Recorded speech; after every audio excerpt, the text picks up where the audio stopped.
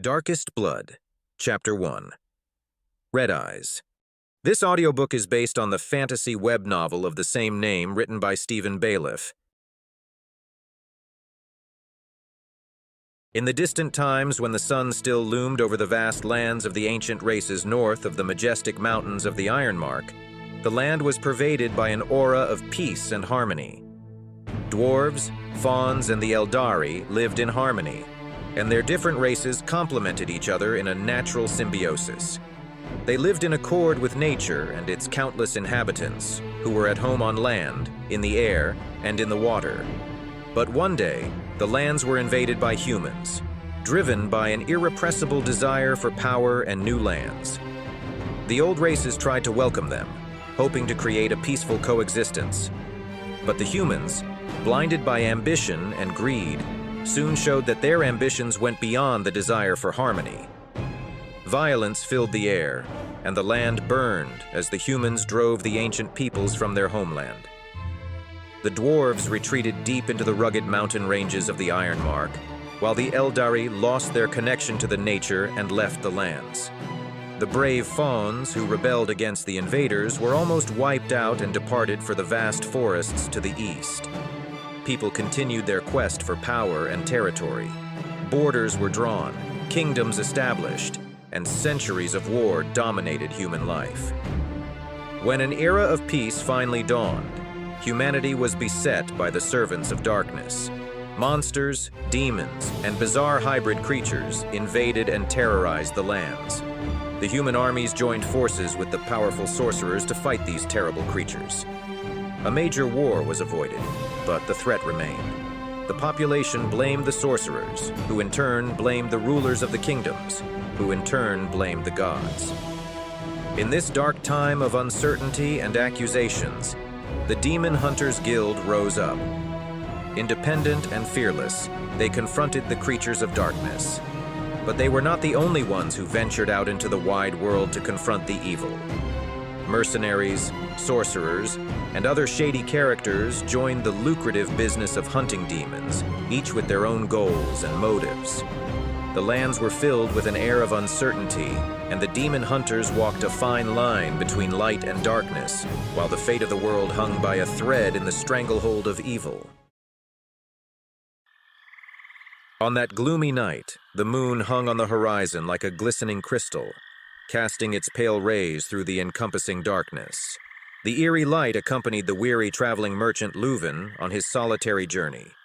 After an endless day that had pushed him to the limits of his strength, he decided to rest near the settlement of Herrendorf.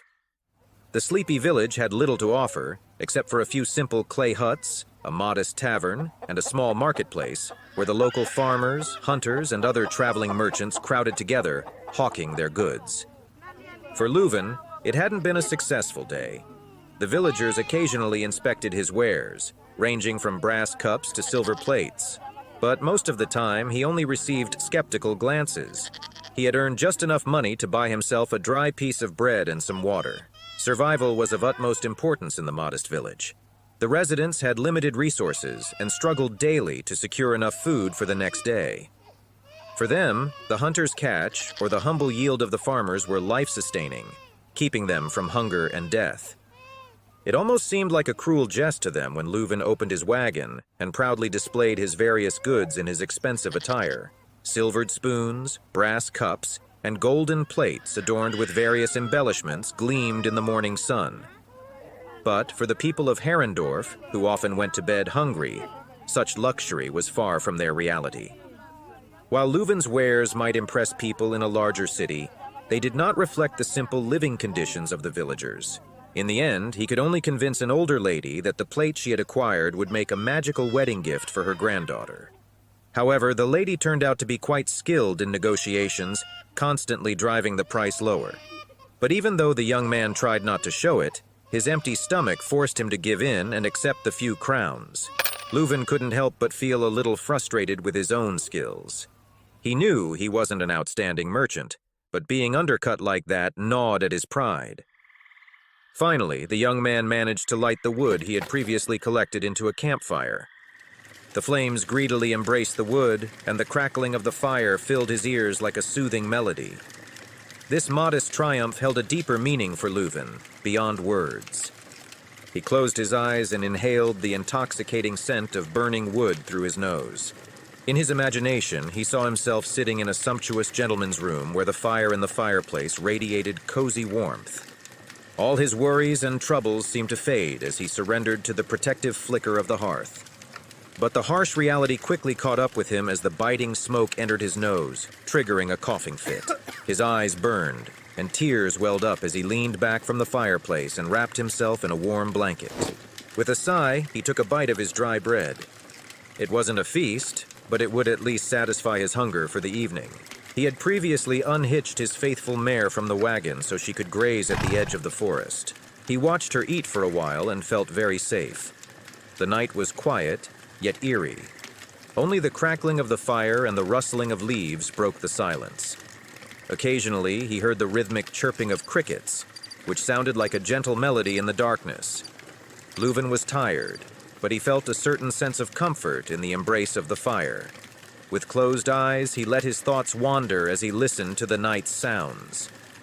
In the darkness, he felt momentarily safe and sheltered, as if he were a majestic bird gliding through the air. This peculiar yet comforting feeling enveloped him. Leuven watched his mare dreamily as she ate her fill of the lush greenery at the edge of the forest. He wished he could offer her some carrots or apples, but the money simply didn't suffice. It was a painful realization for the traveling merchant, and he felt ashamed of himself and his loyal companion. His gaze turned upward to the night sky. The moon may have shone brightly, but a milky veil of mist hid the stars, as if it wanted to shield them from the gaze of people. Leuven sighed and took another bite of his bread, but suddenly a sharp pain shot through his jaw. With a contorted face, he placed a hand on the throbbing area, and then turned his eyes back to the fire. Leuven threw the rest of his meal into the blazing flames and let his shoulders sag under the warm blanket. The darkness and silence around him seemed to envelop him like an impenetrable mist. He wondered if circumstances would improve soon, or if he was destined to live in solitude and despair. With a sad smile, he turned to his mare. "Oh, my girl. At least we still have each other, don't we?" the young man said, briefly bringing a smile to his lips. For days, he felt like he could never satisfy his hunger. His stomach growled incessantly, and his cheeks hung slack from exhaustion. If anyone were to encounter him on the street, in his splendidly embroidered doublet and velvety beret, no one would suspect that Leuven had been on the road for weeks without a rest at an inn. At least not until they noticed all the mud and dirt covering him. He had a few spare clothes, but he felt most comfortable in this attire. It gave him a certain elegance and perhaps concealed his inner turmoil. While his appearance looked somewhat worn, it still conveyed a trace of dignity that he desperately tried to uphold. His robust stature suggested that he had only recently begun a life of hardship. He had no desire for pity, but recognition and admiration were more than welcome. However, the reality was different. Instead of praise and admiration, he was often met with scorn and mockery, as was the case a few days ago in the sleepy village of Herrendorf. When he opened his wagon next to the fruit and vegetable vendors and the curious crowd inspected his crates, people quickly began to gossip. The journey burdened him not only physically but also mentally, as his fears relentlessly gnawed at his sanity. What if he ran out of money for food? Or worse, what if he were to be robbed and left with nothing? Exhausted, he lay back on the damp grass. "Maybe this was all a stupid idea." Leuven muttered to himself as he turned to his mare. "What do you think about an early retirement, my dear? Imagine a little cottage by a lake. Every morning I go fishing while you feast on the lush greenery. Doesn't that sound good?" The mare flicked her tail, snorting and ignoring Leuven's words. That was response enough for him. "You're right," he said with a sigh. "We really can't afford that. But a bit of dreaming should be allowed." Suddenly, a wild neigh broke the silence, and the mare began to paw the ground restlessly. He had never observed such behavior from her before. Leuven sat up anxiously. "What's wrong with you?" Leuven exclaimed. The mare stamped vigorously on the ground, as if she wanted to crush vermin. The young man rolled onto his side and struggled to get up. His tired bones creaked in the silence of the night. Steam billowed from the horse's nostrils as Leuven approached, attempting to soothe her. There's nothing there. Leuven added, making another attempt to calm the nervous mare. You're seeing ghosts. But suddenly, a deep growl emanated from the depths of the surrounding underbrush. For a fleeting moment, Leuven believed it was just the growling of his own hungry stomach, but the sound repeated itself.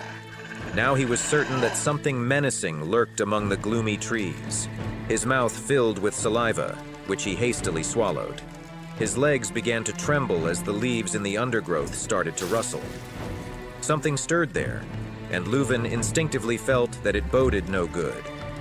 An sinister figure approached slowly, its steps faltering.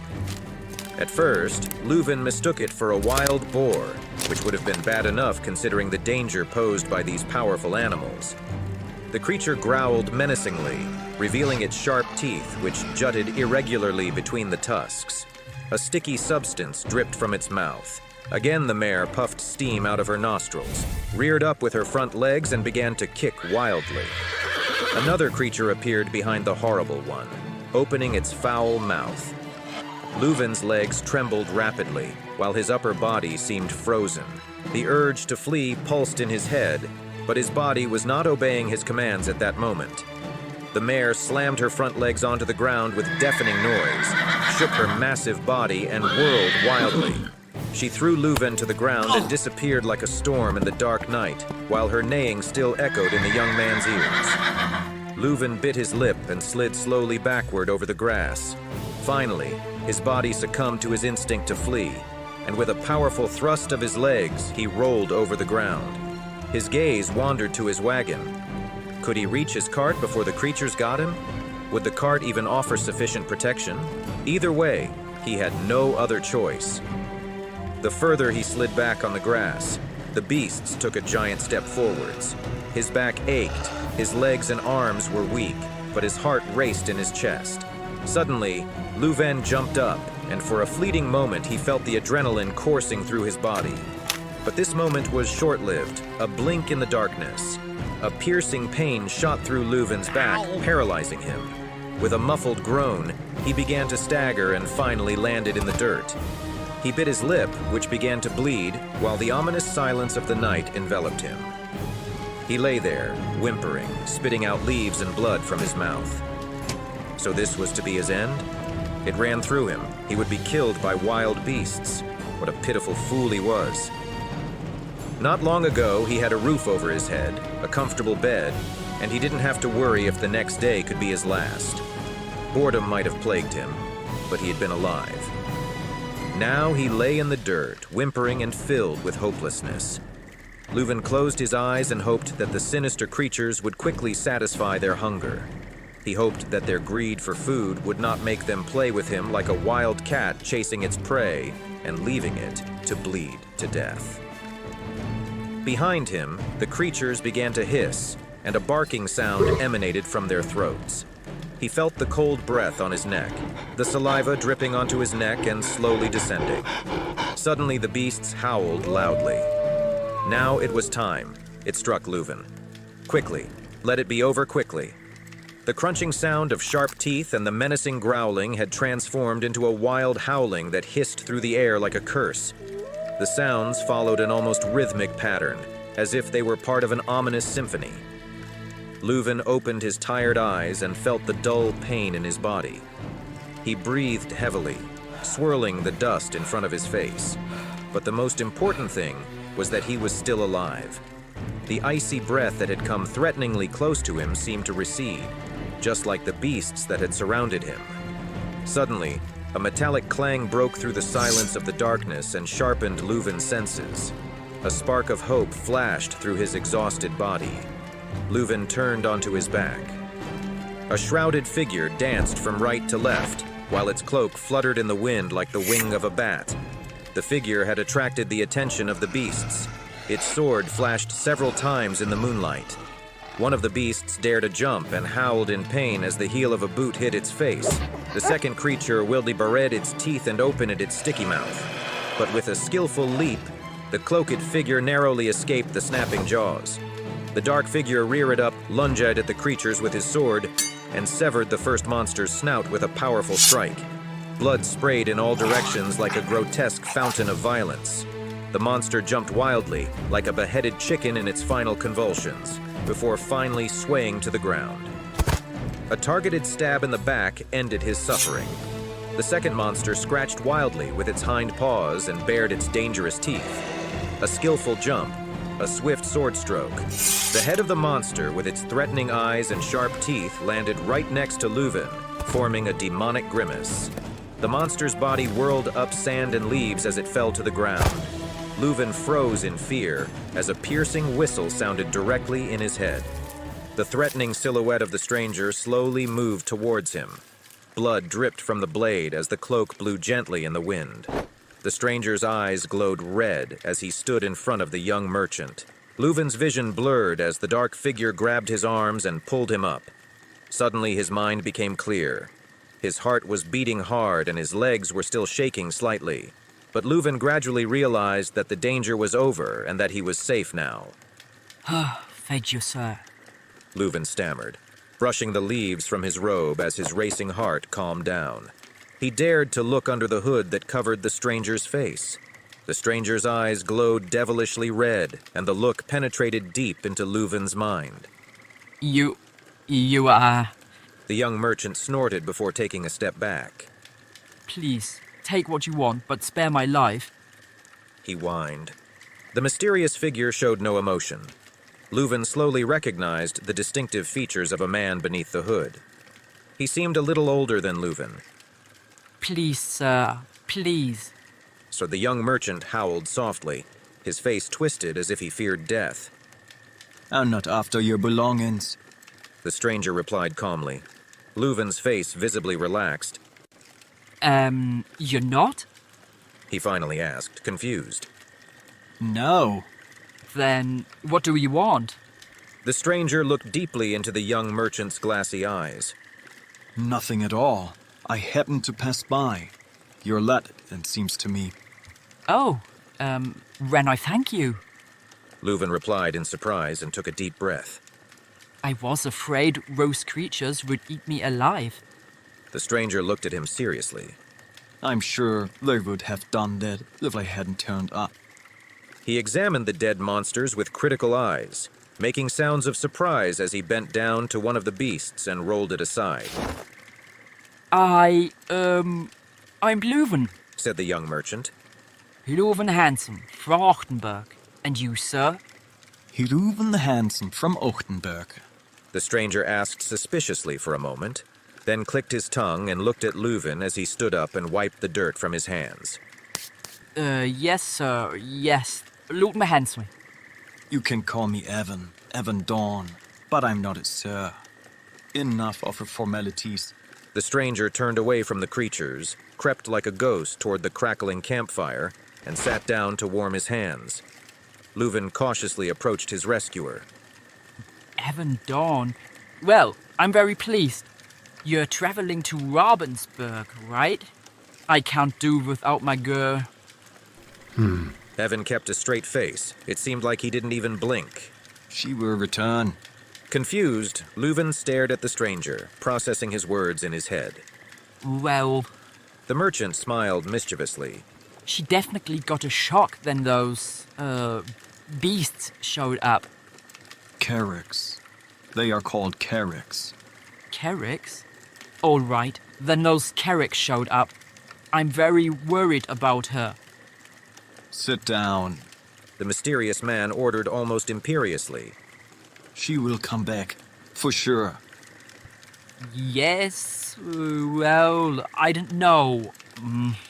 Leuven took off his hat for a moment and ran his hand through his greasy curls before putting it back on. He stared into the darkness for a moment and finally sat down reluctantly. Maybe you're right. However, you should know which is a little jumpy. Evan remained silent, staring into the fire as if he were in a trance. The merchant became restless. He had several questions, but neglected to ask them. All right, I guess I have another choice. I probably won't find her in this darkness anyway. I will look for her at daybreak, he said finally. I think that's wise. Evan replied coldly, glancing at the merchant. You don't want to get eaten, do you? Get eaten? Leuven nervously swallowed the saliva that had accumulated in his mouth. Carracks travel in packs, which means I must lurk in the forest of prey. I would be surprised if they hadn't noticed the pack leaders are dead. And you can sit here in peace by the fire? Leuven jumped up, stretched his aching back, and stood in front of Evan. We have to get out of here. Evan sighed in annoyance. If you leave now, you'll be easy prey. I was able to quickly make short work of both of them. Their pack will have noticed. They also have an excellent sense of smell. When they smell the blood of their own kind, they are warned for the time being. They will give us a wide berth, at least for now. A nervous, fleeting glance from Leuven wandered into the forest. I have never seen or heard of such creatures before, he said. Evan raised a brow thoughtfully. I've never met them in Brune Ava. Actually, they live in the dense forests of Cadiz. Strange. You seem to know a lot about these things. Well, as a demon, I suppose that's part of it. I'm not a demon, Evan hissed, grimacing. A shiver ran down Leuven's spine. Forgive me, sir. I was just thinking, well, because of your eyes. Evan snorted and replied calmly. But I'm not. And now stop the formality. Forgive me. But if you don't mind, may I ask, what are you? I don't just mean your eyes, but also how you fought those beasts. That was impressive. His rescuer's voice became quieter, almost a whisper. Then call me half-demon. At least it's only half-bad. Leuven cautiously approached his rescuer. Half-demon. I've never met a half-demon before, Ava, but who looks so, human. Evan raised a brow and looked at him, puzzled. What did you expect? I didn't know something, well, horrible. Then you must be disappointed. No, not at all. I'm just a little surprised. Leuven crouched down and poked at the embers of the campfire with a branch. I am really grateful to you. I have already finished with my life. What a luck that you turned up. Without looking at Leuven, Evan said, You should not rest in the forest at night. If you weren't attacked by carracks, it could have been wolves, wild boars, or worse. I guess we have no choice for today, but hopefully we can continue our journey tomorrow morning. I'd be happy to take you as far as Ravensburg. The half-demon stretched his head up and looked across Leuven into the darkness. I suspect this won't work without your horse, unless you want to pull your wagon by yourself. But that's not your plan, I think. You said my mare would return. Yes, that is what I said. So, you're not sure? The young man asked indignantly. It was more of a guess, but then I think about it, I believe it less. Evan's voice remained cold as he said it. I can't just leave my wagon here on the side of a road. All my belongings are in there. Stay calm, you attract the carracks. We will know more tomorrow. Maybe she will come back, maybe the carracks will eat your mare. I don't know. You're driving me crazy. Leuven snorted. I have to go on to Wilmsburg. I can't stay here. You should sleep, Evan said, looking at him straight. Sleep? You mean I should sleep? That is exactly what I mean, yes. I was almost eaten by wild beasts. My horse is missing, and the demon, excuse me, a half-demon is telling me to sleep? Evan shrugged. Right. The young merchant lowered his head. I should have stayed home. The half-demon grimaced this time and nodded slightly. I suppose that would have been a better choice. Leuven stood in front of him again. You don't know anything. He complained, placed his hands on his hips, leant towards Evan and raised a finger in warning. I have no choice. All my possessions are in this wagon. I must find my mare, or you will pull the wagon. I won't. I saved your knife. I guess that should be enough. Evan snorted and stood up too. Both looked deeply into each other's eyes. The half-demon's red eyes flickered. Gradually, his face began to show signs of emotion. There was a twitch at the corners of the mouth, a movement of the eyebrows, but threatening enough for the young merchant. Leuven gave in to the look and turned his head away. I guess I don't have a choice.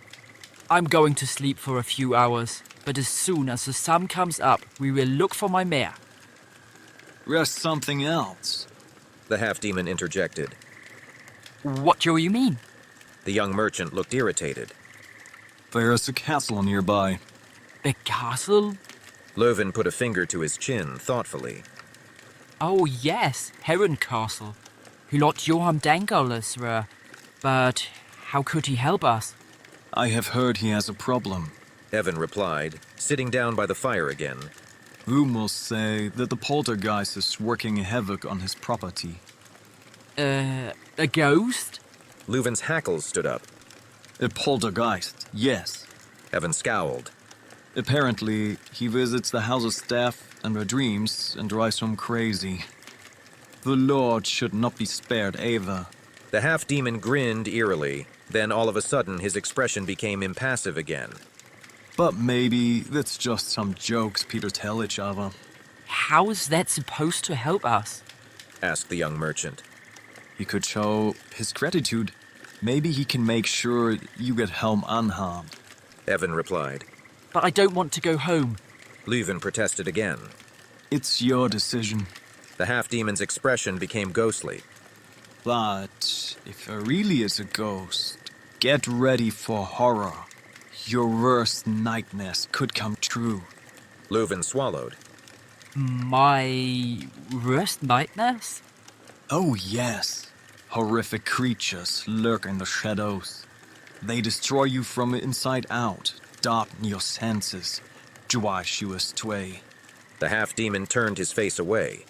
He found it a little amusing to unsettle the young man. Leuven shuddered. Let me sleep on it tonight. Do that. Evan replied, throwing the rest of the dry bread into the fire. But if you don't want to starve, we should find something to eat as quickly as possible. The merchant turned on his heel. He didn't like the situation at all. As he set off with his mare and his wagon, he dreamed of becoming rich, buying a house by the lake and enjoying the peace and silence there. But things didn't go nearly as he had imagined. You don't want to sleep? He yawned. I'll keep watch. Evan replied. If the Carracks attack us, I will make myself known. Okay, do that. Leuven stopped abruptly. Oh wait, you think the Carracks might detect us? The half-demon looked at him with a shrug. Who knows? Leuven went to his wagon, but not without looking around anxiously several times to make sure that nothing would jump out of the undergrowth. He pushed the tarpaulin aside. The wagon tilted to one side as he got in and shifted his weight onto one axle. Before he closed the tarpaulin, he dared to take a look at the half-demon. Could he trust him? Leuven didn't know how to assess him. On the one hand, he had great respect for him and his abilities, but on the other hand, he also gave him a shudder. He was a half-demon, so how much humanity was left? Was that just a trick, and, in reality, did he just want Leuven's belongings? The thoughts revolved around the young man. Finally, shaking his head, Leuven sat down on his bedroll and took off his dirty boots. I don't know what to make of it, Leuven said to himself. He lay down and folded his hands on his chest, weighing up the possibilities, torn between distrust and despair. Slowly his eyelids became heavier and his thoughts became clouded as he drifted into a restless sleep. A vigorous jolt woke Leuven the following morning. The sun shone in his face through a small slit in the tarpaulin and blinded him. The wagon rocked from side to side, back and forth. The young merchant eagerly poked his head out of the wagon. A branch struck him hard on the cheek, leaving a reddened mark. Damn! Leuven looked around. His wagon was no longer by the roadside. It came to an abrupt stop. He was startled to realize that someone or something had pulled him into the forest. No. Leuven grumbled, quickly put on his boots, which reeked of sweat and dirt, and climbed out of the wagon. He moved his head around excitedly. What is going on? Evan's voice echoed in front of the wagon. Your mare has not returned. When he emerged, he wiped the sweat from his forehead with the back of his hand. The regum is heavier than I expected. It was you? You pulled my wagon into the forest? Yes, of course. I told you that your mare hasn't come back. Aren't you listening to me? But, that's impossible. Half-demon, already forgotten? You really aren't listening to me. Evan walked past the merchant. Are you coming with me, or have you changed your mind? Do you want to start by telling me why you pulled my wagon into the forest? Your belongings were so important to you. Now we are safe. But why? How am I supposed to get it out? For the time we're on the road, your wagon should be well hidden. You don't really want to go to Heron Castle, do you? But I probably won't have any other choice. But listen to my words. They will never ever let us into the castle. Starving to death or being eaten by wild beasts is not an alternative either. Well, then their only choice is to go to the castle. A loud stomach growl drowned out the forest idyll, with its bird songs and the leaves crackling in the wind. Leuven's face turned red. He felt caught. But truly, he had eaten nothing but dry bread for days, and the rest of it had burst into the flames the night before. I hope you know what you are doing. You never know, but I'd like to find out. Wonderful. Now I'm following a half-demon. Father was right. I'm just not cut out for a life like this. Reluctantly, Leuven followed Evan through the branches. The narrow, sandy road stretched desolately in front of them, riddled with numerous potholes. We should reach the castle around noon. Great. Now I have to walk for hours in the middle of nowhere with a half-demon and an empty stomach. Oh, my limbs hurt. You haven't been traveling long, have you? Well, no, not really. I left my hometown about a month ago. A month ago? I didn't think it had been so long. You survived so far. What's a surprise? Wow, what? That's more to me than you might think. Well, run the path shouldn't be an obstacle for you. I hope so. For the young merchant, the journey felt like an eternity. Groaning and panting, he trudged up the last hill. Actually, he had been doing it the entire way, but Evan was able to successfully tune him out most of the time. It was only at the end of the journey that the merchant's whining became a burden to him. Could you perhaps die a little more quietly? Oh, please, excuse me for disturbing your silence. It's not like we've been wandering around for an eternity. Sorry, I didn't think it could be any more challenging for you. But it is. Not all of us are half-demons with supernatural abilities. But while we're on the subject, how do we actually become a half-demon? What do you mean? Oh, I've heard a lot of horror stories about demons, but never about a half-demon.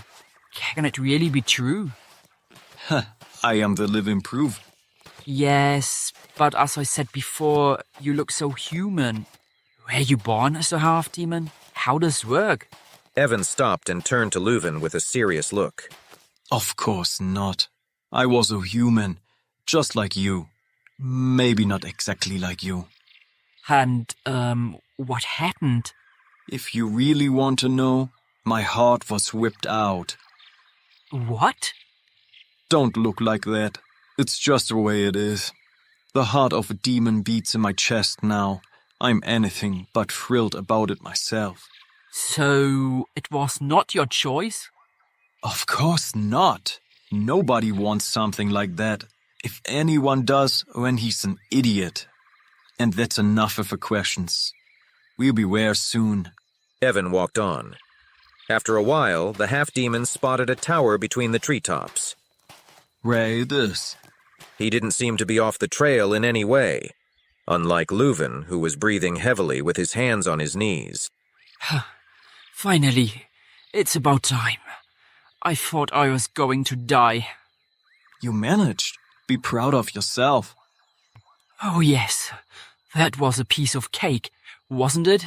The stone's throw. I'm already looking forward to a walk back after the gods have sent us away. Aren't you? The half-demon didn't reply, but a slight grin flashed across his face, like a quick lightning bolt through the night sky. The small castle with the tower was surrounded by a massive stone wall to keep enemies out. 2 men in simple iron armor guarded the entrance gate, which was made of thick, rusty iron bars. Leuven's uncertainty was clear to see, while Evan approached the 2 guards calmly. The evil looks didn't bode well. While Leuven was mentally preparing to head back, Evan didn't let any tension arise. "Stop! No entry!" said one of the guards in a strong voice, an old but sturdy man with a graying mustache and a bald head. Evan studied him. His fingernails were broken and his face was covered in soot. The eyelids drooped like 2 wet bags. We would like to speak to Lord Danka. The 2 guards looked at each other amused. He want to speak to a lord. Evan crossed his arms over his chest and nodded. The old guard took a step closer and peered under his hood. What's wrong with you? What should be? Are you sick or something? Are you bringing the plague into our castle? Never no. I heard rumors. Evan didn't even try to hide his demonic eyes. On the contrary, he hoped he could gain respect from the guards. He heard rumors. Evan nodded. What rumors? Asked the second guard, amused. A tall, thin, and young man with greasy blonde curls. They say there's something lurking in your castle. Leuven sweated in fear. Evan, maybe we should. Fuck off. Go to hell and don't you dare go near the castle ever again. His head turned red. The veins in his neck throbbed menacingly. But Evan wasn't impressed, even though he was certainly aware of the tense atmosphere. We are here to help. You're shit. I won't say it again. Fuck off, asshole. Stop it. The guard turned towards the gate, startled. Behind the bars, he spied a young woman wearing a dark green velvet coat. These are the exterminators the Lord ordered. Exterminators? The old man asked irritably and looked at his colleague, who shrugged his shoulders and shook his greasy curls. Yes, the exterminators. The Lord ordered them 3 days ago. Exterminators. You don't look like him, exterminator.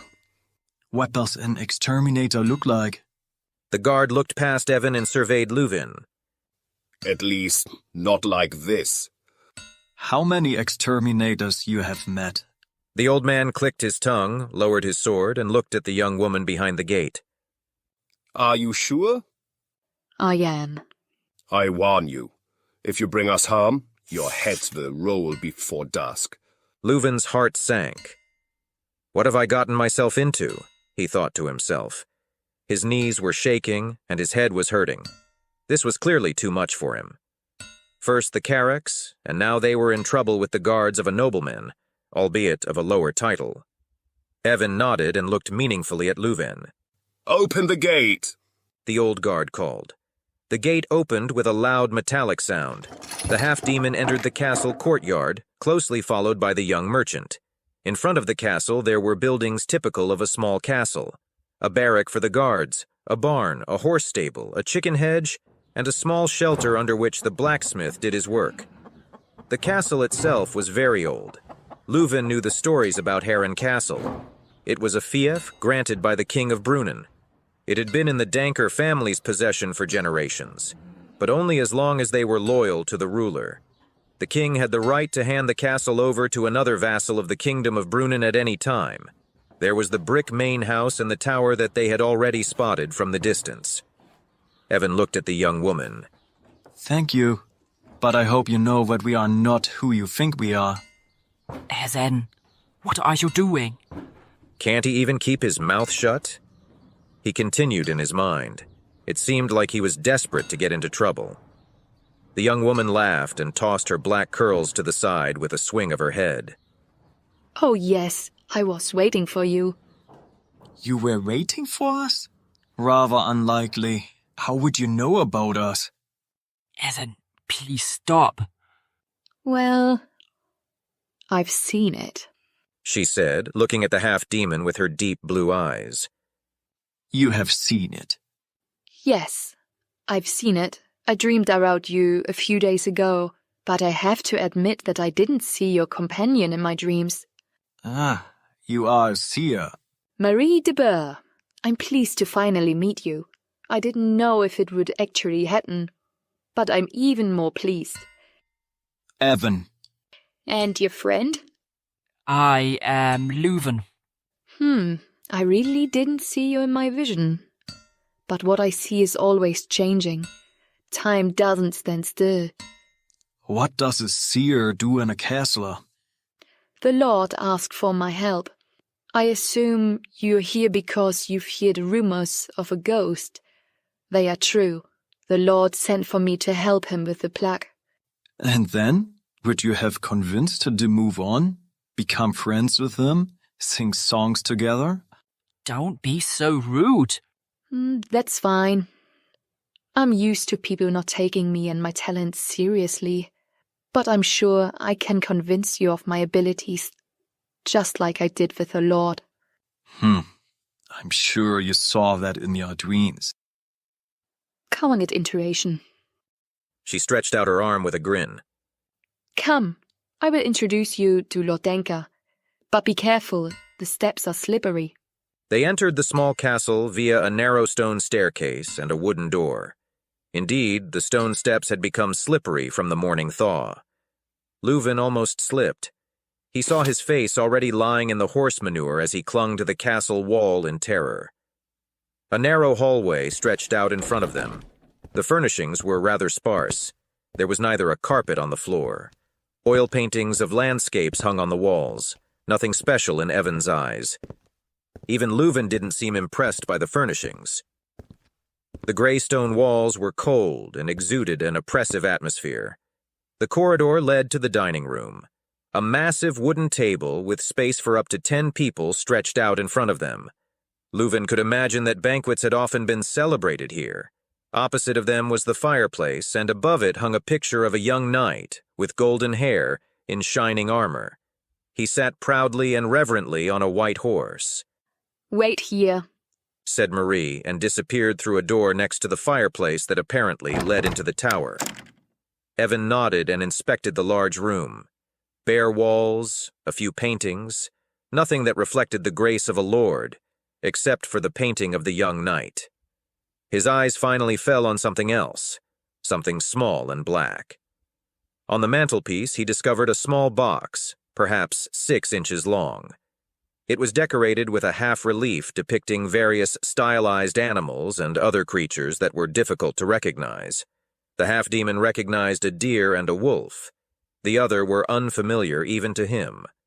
You are pretty rude. Leuven snorted.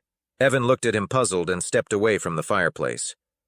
I don't trust any seer who claims to have seen me in her dreams. But without her, we'd never have passed the gate. There's always more when one way. We could have done it without her. We wouldn't have, and you know it too. You act so smart, but you're still overproof. Just like with my mare. Oh, she come back. Wait until tomorrow. When she'll be back? Oh, well, where is she?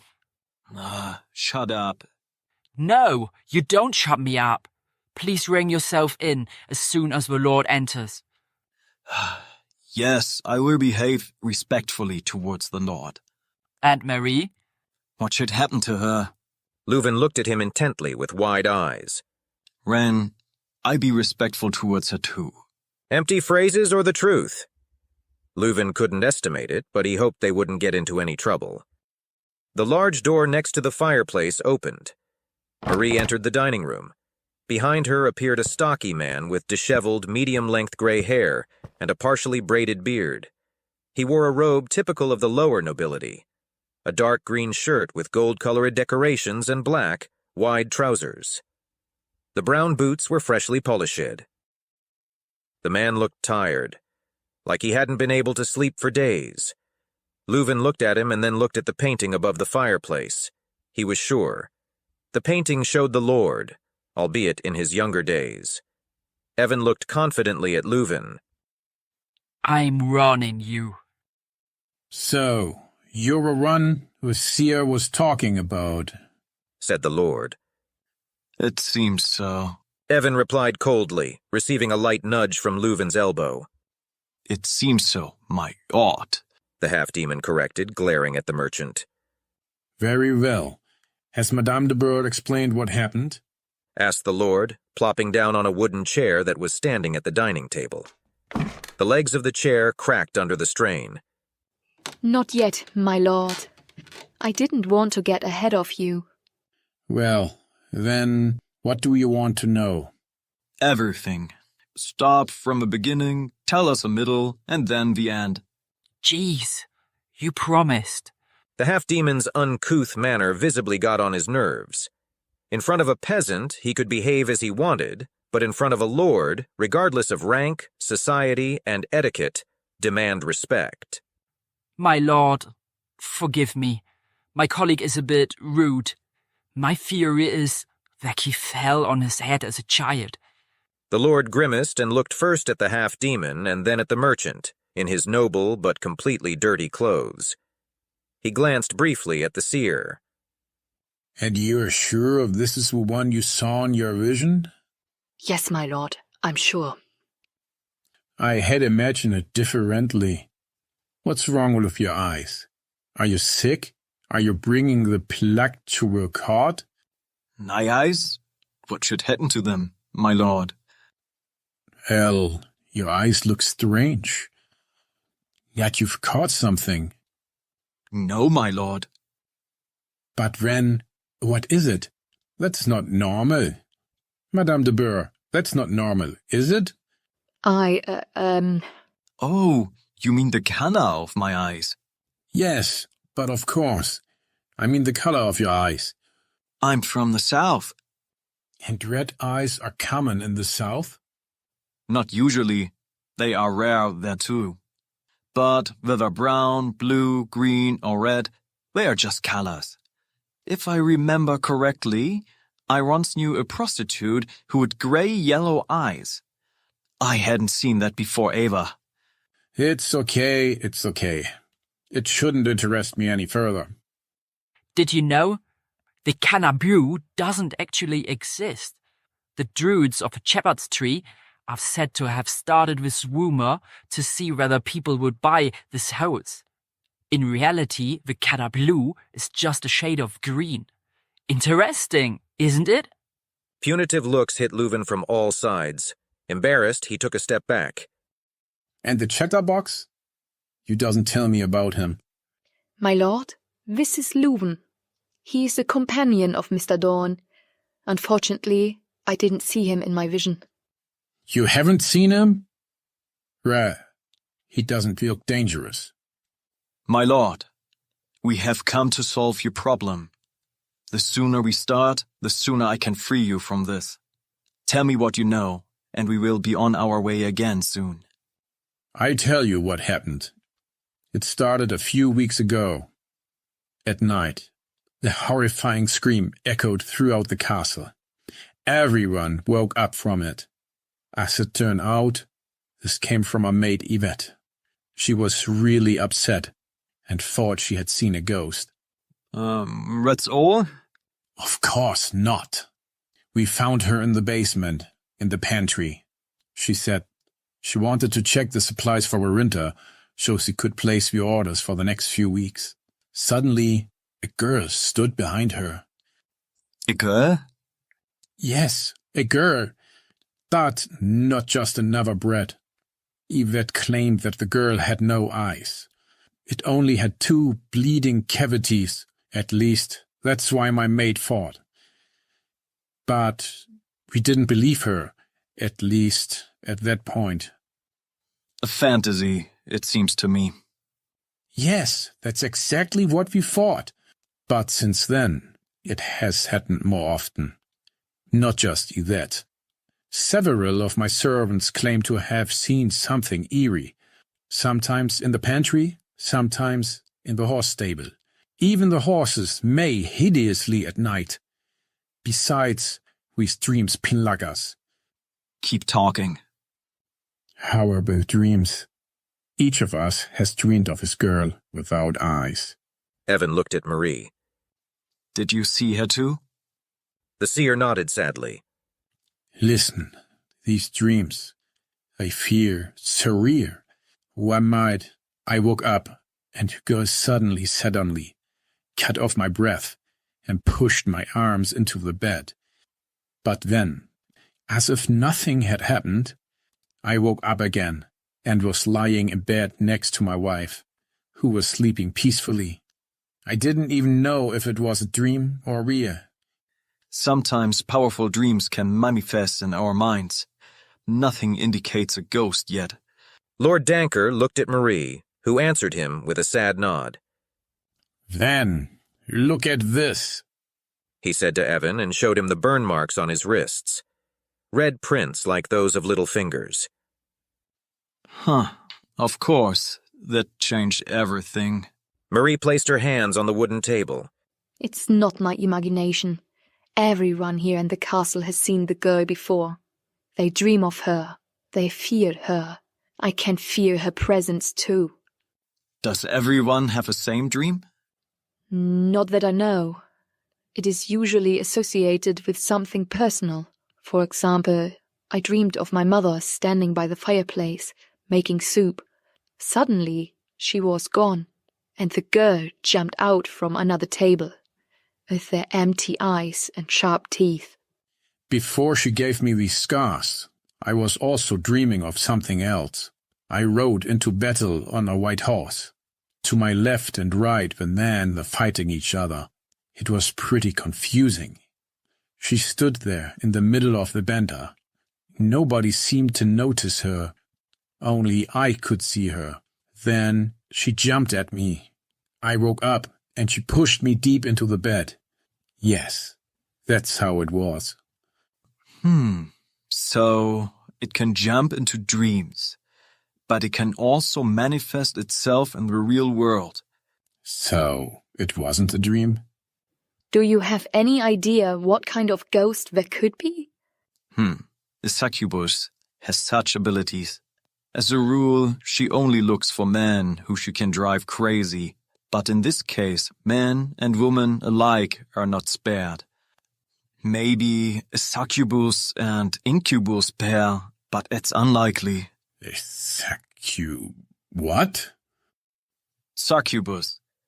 These are demons who usually appear in the form of pretty women and seduce men in their sleep. They penetrate deep into the mind. But why? Well, they do this to procreate. How can they reproduce like that? Oh, well... They steal the seed from man. What are they doing? They steal man's seed. They come useless to keep your species alive. But the ghost was a little girl. For each of us. That's why I doubt it's a succubus. Whatever it is, firstly, it's tied to his place, and secondly, something must have caused it to appear. Do you think there was an incident that summoned the ghost? An incident, a ritual, that's what we have to find out.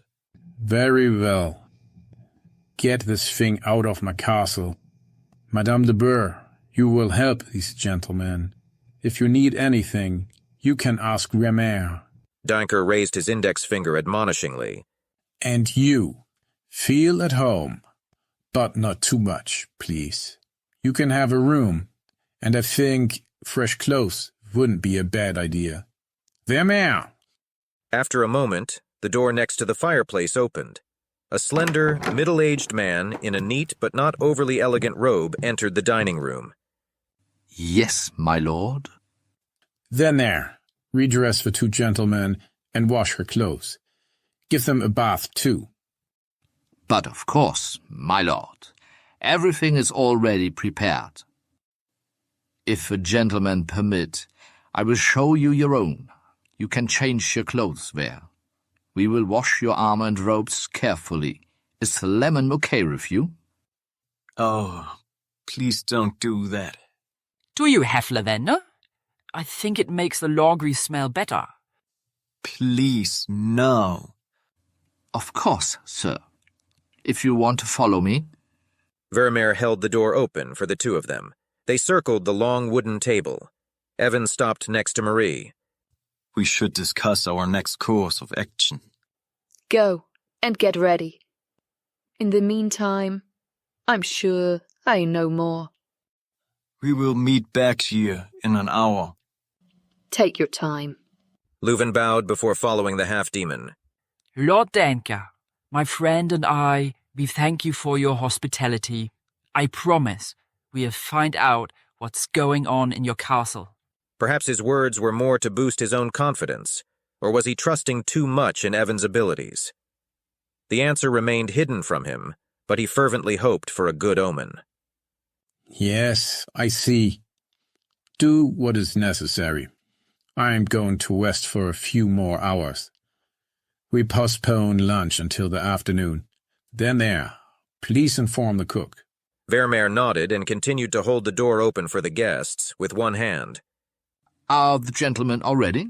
Vermeer looked at the half-demon invitingly, but his voice was laced with an almost exaggerated friendliness.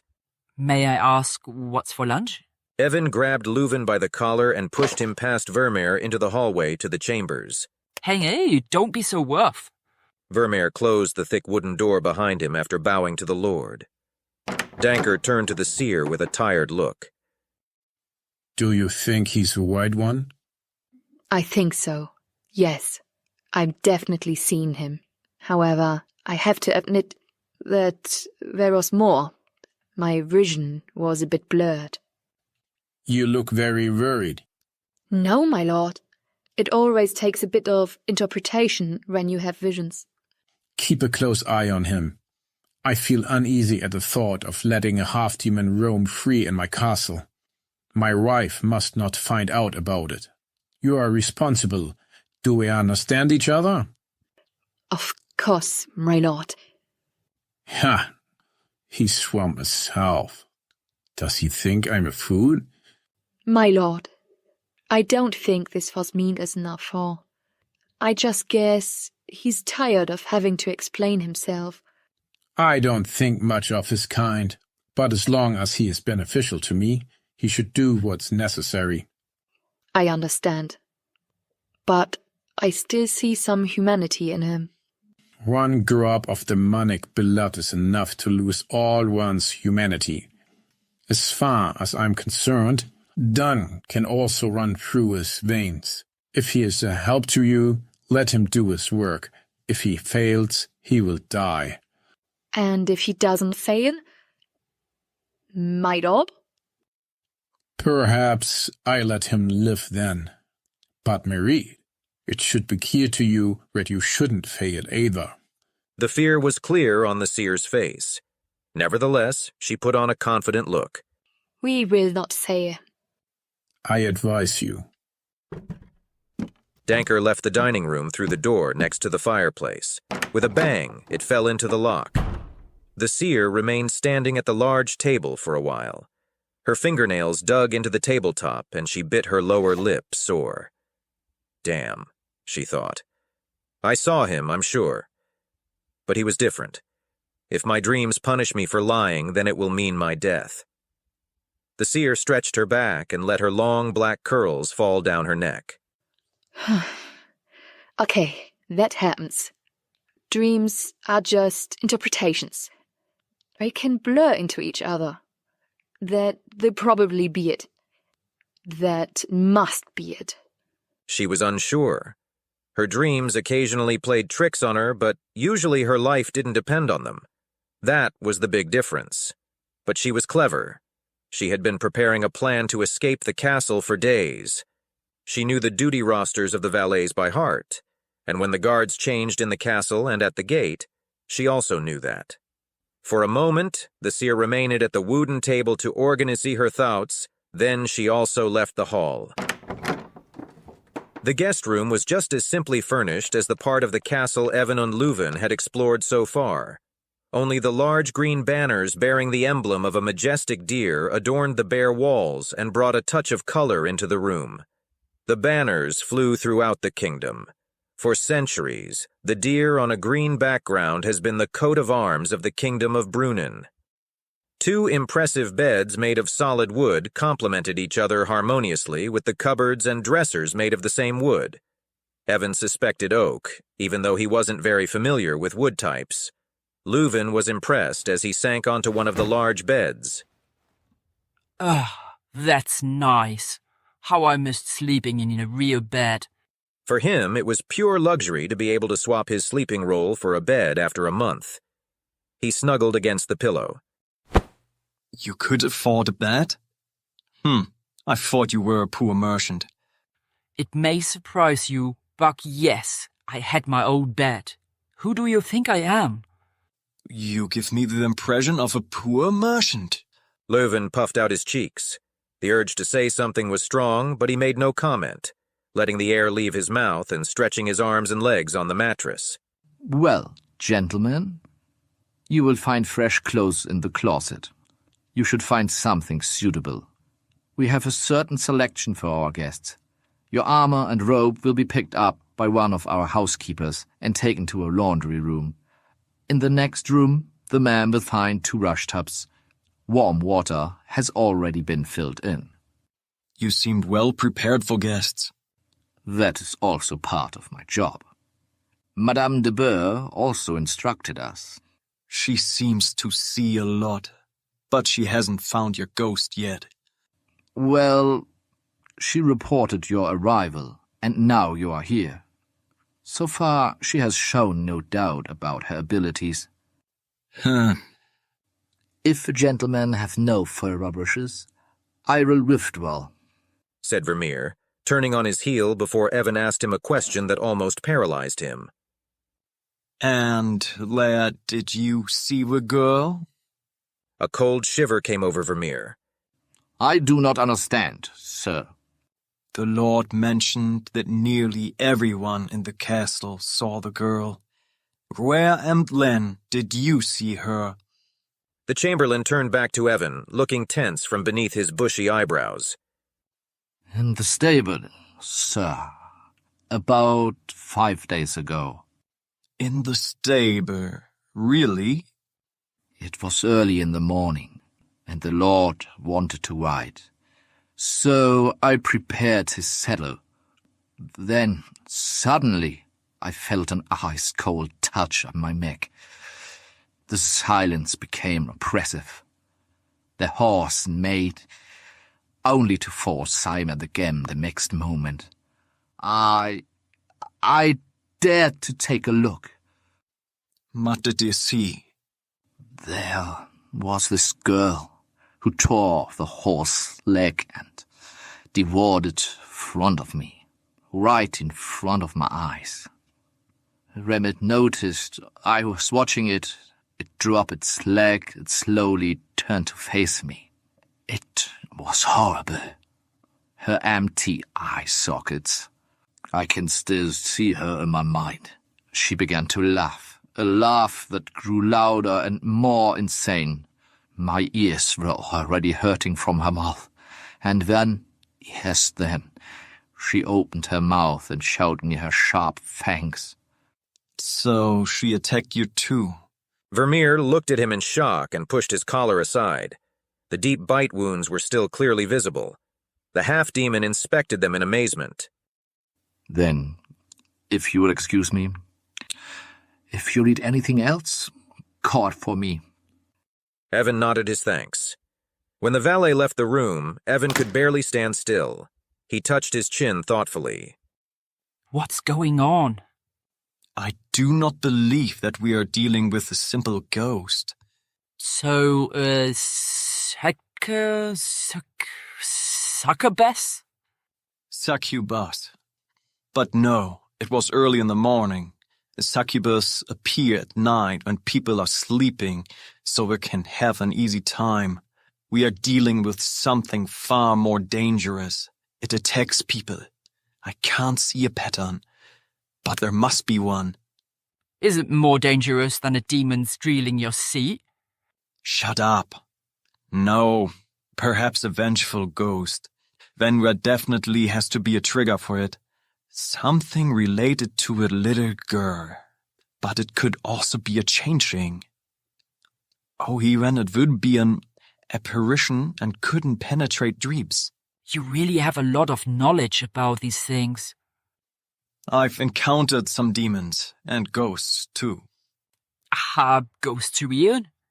I thought they were just some horror stories. There's a lot out there. It seems to have its roots in horror stories. A cold shiver ran through Leuven. The images of the Carrick attack appeared in his mind again. The powerful tusks, the sharp teeth, the menacing crest of bone on their backs. He swallowed nervously. Well then, we will find out what this creature is. Trust me. I'm not sure I even want to find out. The merchant replied tremblingly, and was startled when a mouse squealed and scurried out from under the bed. He hugged his legs tightly and crouched on the mattress.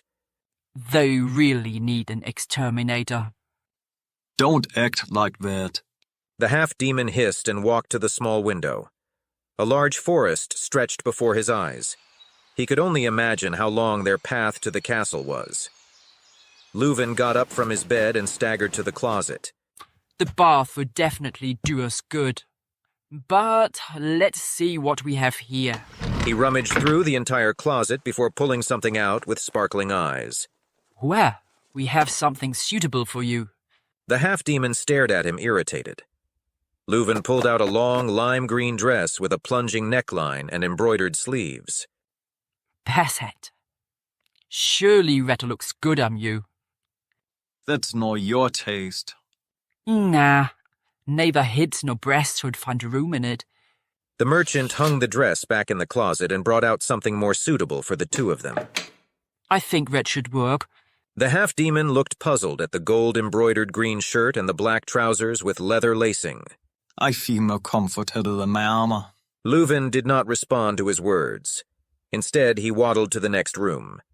Come, before water gets cold. You can go first. Evan replied, looking out the window again into the far distance. He narrowed his eyes as if he were trying to fixate on something with them. The hand clutching his arm snapped him out of his thoughts. Come on, the water doesn't stay warm forever. Believe me, you need the bath at least as much as I do. So, hurry up. Very well. Go ahead. I take off the armor. Didn't take a while. I assume you can do it on your own.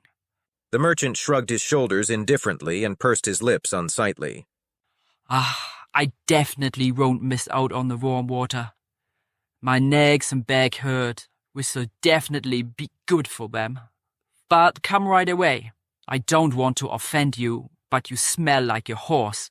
He stalked into the next room, his voice echoing from it. I didn't want to tell you so clearly, but there doesn't seem to be any other way to move you on. Evan narrowed his eyes.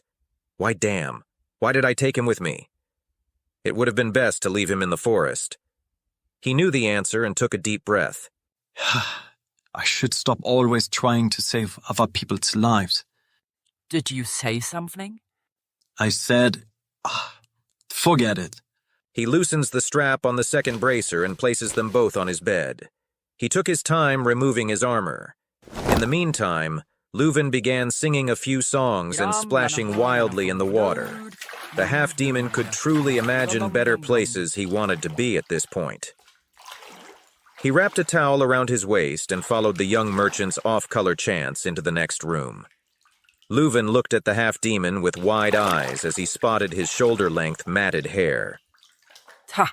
You could also give your hair some fresh air every now and then. Mind your own business. I've been traveling for weeks. I'm sorry. It's no different for me, Ava. But you shouldn't neglect personal hygiene. I keep my eyes on my target. I don't have time to spend on that sort of thing. Sort of thing? You would be doing the people around you a great service if you didn't call it sort of thing. Besides, what's your target? It's none of your business. The half-demon let the towel slide to the floor and climbed into the washtub. He didn't want to admit it in front of Leuven, but the warm water felt comfortable on his skin.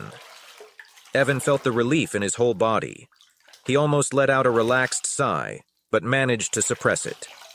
He didn't want to begrudge Luvin this victory. Evan didn't stay in the wash tub long.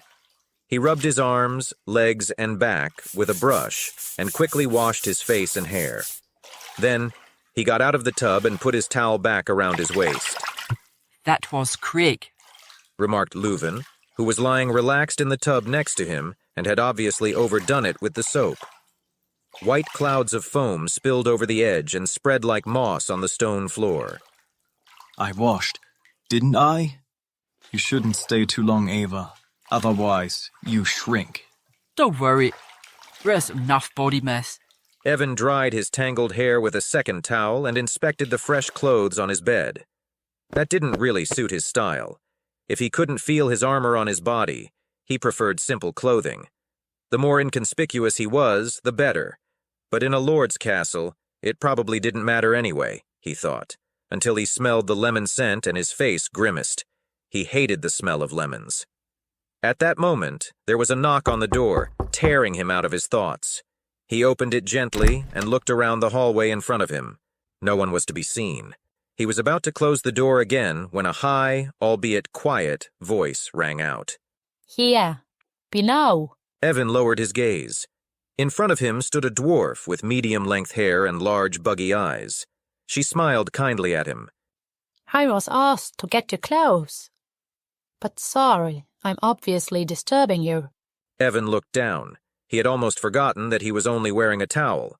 But he wasn't ashamed of it and stretched his back in a relaxed manner. The dwarf was quite petite, despite her puffy face. Evan studied her. She wore simple clothing, typical of court servants. Sorry, come in. He wandered over to his bed and folded his armor. Please, avoid contact with lavender or lemon. I like my clothes to smell sterile. Glancing over his shoulder, he noticed that the dwarf hadn't moved. Come in. Oh, I'd rather stay here. But you can put the clothes in a sack. She replied, holding out the empty sack in front of her. You don't have to be afraid of me. I haven't either, sir. But we are not allowed to disturb. Evan cocked his head to the side, clicked his tongue, and turned back around to fold the armor. What's your name? He asked as he bent down to pick up his pants, which had slipped to the floor. Petunia, sir. Petunia. All right. He put his clothes and the pieces of armor into the bag, then paused for a moment. Petunia, when did you meet the girl? The girl, sir? Yes, the ghostly apparition that is wreaking havoc in the castle. The dwarf dropped the sack on the floor next to her and placed her index finger thoughtfully over her mouth. She tapped her lips several times while staring dreamily at the ceiling. Petunia? Ah, yes, the girl. No. You haven't seen her? No. I just heard about people's stories. But I have to tell you, I've only been employed at the castle for a week. For a week? Yes, sir, for a week. That would be odd. You've helped me greatly. What about? Petunia asked, smiling with a wide mouth at the half-demon. Well, that's all. Thank you, sir. The half-demon closed the door behind him and scratched the back of his head in surprise. Leuven had also finished his bath and came out of the next room wearing a towel. Who was that? The maid. Ah, so she... No! What's that? You did that on purpose. Evan opened his mouth as if to say something, much to his surprise. He couldn't make a sound because he didn't even know what it was about. Here, you just gave her your clothes. It really wasn't intentional. Just because they asked for lavender? I don't care about the lavender. Evan shook his head and laid the fresh clothes on his bed. I knew it. Leuven, I don't care at all. It doesn't matter if your laundry smells like lavender. It doesn't matter if it's clean or dirty, and I don't care what you think of my opinion. The merchant puffed himself up. Go after her. She won't have gotten so far. Evan said indifferently and wandered into the next room with the fresh clothes. What? Should I run naked through a castle? Is that what you want? Jeez, put some clothes on first. She's not that fast on foot, and besides, you probably find the laundry room alone. A tiring discussion for the half-demon, which he quickly grew weary of. He dressed in his fresh clothes and left the bedchamber. Through the window opposite, he had a good view of the castle courtyard. It was quiet.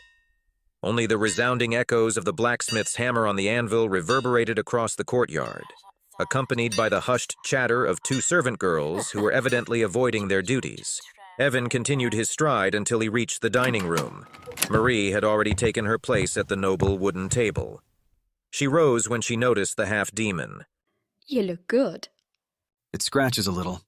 While you made yourself comfortable, I delved deeper into my research. I have to disappoint you. I've also uncovered something intriguing. The seer gazed at him with widened eyes. I spoke with Petunia. That dwarf? Yes.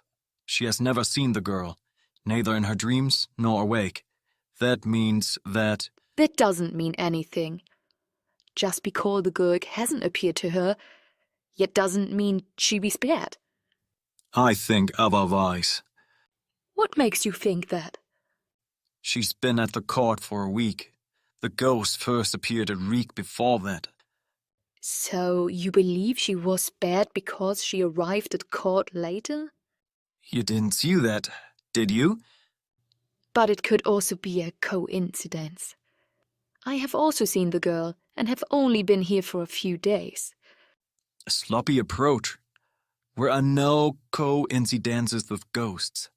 Besides, you're here to find the ghost. So you're looking to get close to him. Something happened 2 weeks ago, and the Lord hasn't told us yet. It's time to find out, said Marie as the door creaked open, and the Lord entered the dining room accompanied by his wife and Vermeer. The Lord's wife looked ailing. Her eyelids and cheeks had sagged low on her face, and her hair was disheveled, despite her attempts to conceal it in a braid. Evan immediately noticed, along with her nibbled fingernails, she seemed nervous but attempted to convey an air of superiority over the guests. Marie placed a hand on her chest and bowed her upper body. Johann Denker, Lord of Heron Castle, and Mathilde Denker, Lady of Heron Castle. I thank you for your invitation and ask your permission to present the latest information on the tragedy that has befallen your castle. Evan, on the other hand, had no intention of bowing to any nobility. He crossed his arms and nodded instead. A dark look from the seer met him. I knew it couldn't be a good decision to let any vagabonds into the castle. So they supposed to take this curse of us, hissed the Lord's wife, hugging her husband. I've already had my experiences with ghosts. But think what you like about me. I can free you from a ghost, but I can also leave a castle. He realized how much the lady of the castle must be seething inside. If he knew his life depended on it, he might have behaved differently. But he took advantage of the situation in which the Lord and his wife were dependent on him. Do you see how disrespectful he is towards us? You should cut off his head. If he fails, I will consider it. And we're rich too, his wife added, giving the seer an evil look. Marie flinched. Was she really serious? What do I have to do with it? She asked herself.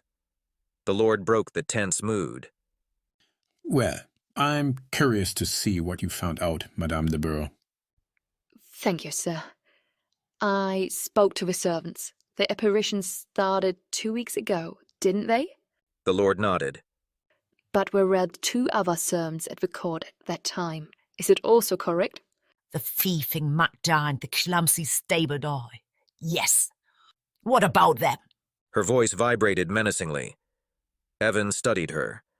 A defensive reaction?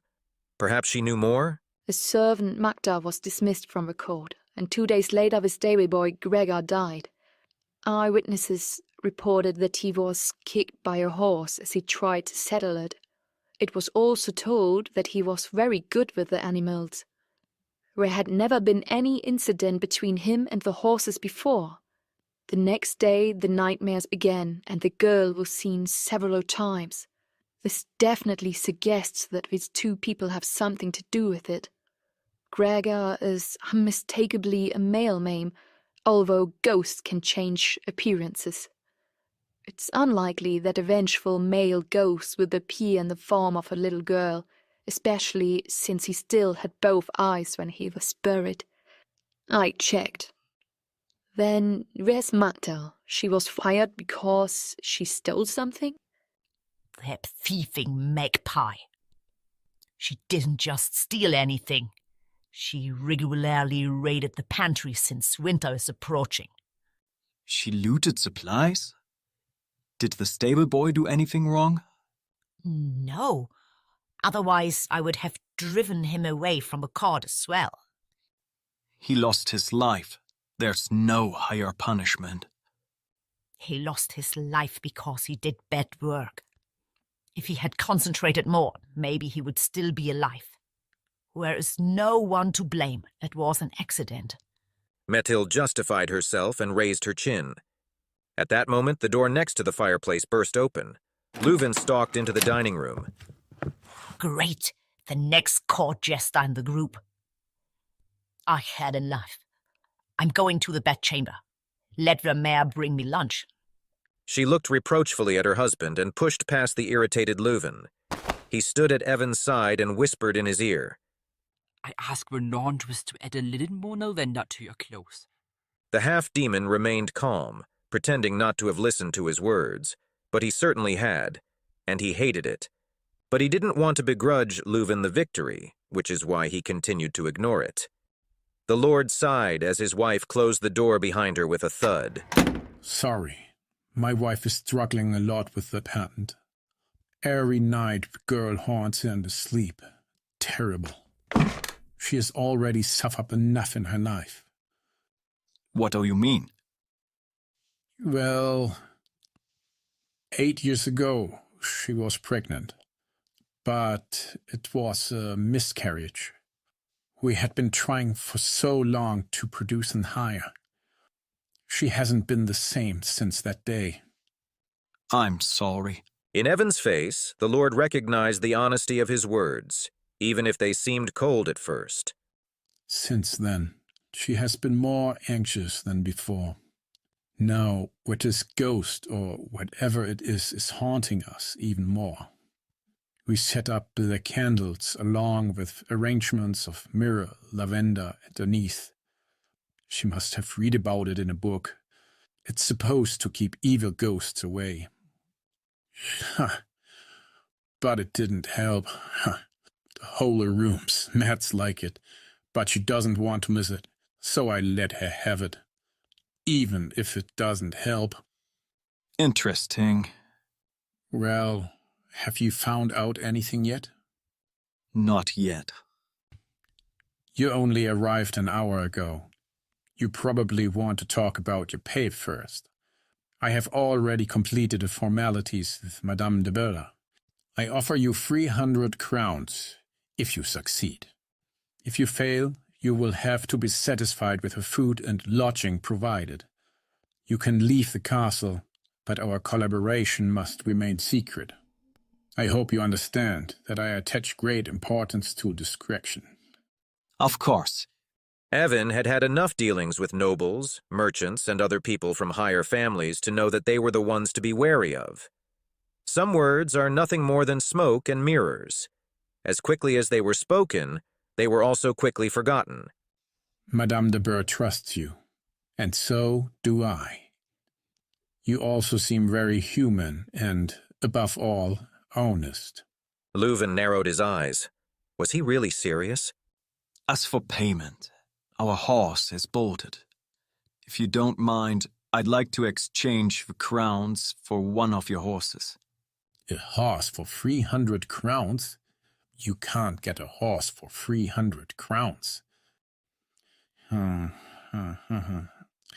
Good. If you really manage to get rid of this ghost, then I want to help you too. You should get your horse so that you can continue your journey as quickly as possible.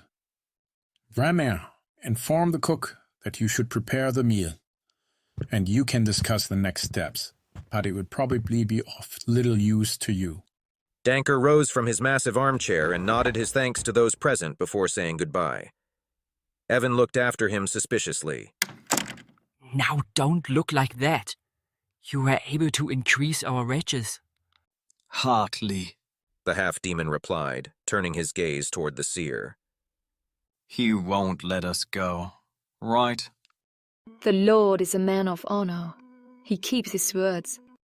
But only if we are successful. I can see it in your eyes. You're not telling me something. What choice do I have? If we don't succeed, the punishment could probably be the death. I knew it. Why did you keep this from me? Because I am sure that we will be successful. So far, I have completed all my orders to the fullest satisfaction. Don't rely too much on your abilities. You can't win every fight. But at least we have a lead. Correct. The Magda. stable boy. The two looked at each other maliciously. Magda? What would a thieving servant have to do with a ghost? Why should a clumsy stable boy have anything to do with it? The stable boy. He was generally considered a rough young man. He is said to have often stayed in a village pub and approached the woman there in an incident manner. Besides, he wasn't above getting into a fight. That's all? An asshole is an asshole, and maybe he deserves to die. I can't judge. But why should his misfortune have anything to do with a ghost? Where is the connection? Very easy. He was a philanderer and daredevil. Maybe he got a woman pregnant doing one of his escapes. She had a miscarriage, and the dead child now wants revenge. Horse shit. Then the ghost would no longer be present. Besides, this is a very far-fetched story. You should make your living as a fairy tale aunt. And you? Why should it have anything to do with the servant? She still supplies. It probably has no connection to the apparition. She still supplies for Rom. I hardly think so for herself. I suspect that you used them to provide for refugees. Winter is near, and many are heading towards the capital. After supplies went out, people starved. So it stands to reason that a ghost wants revenge on the Lord. Ha!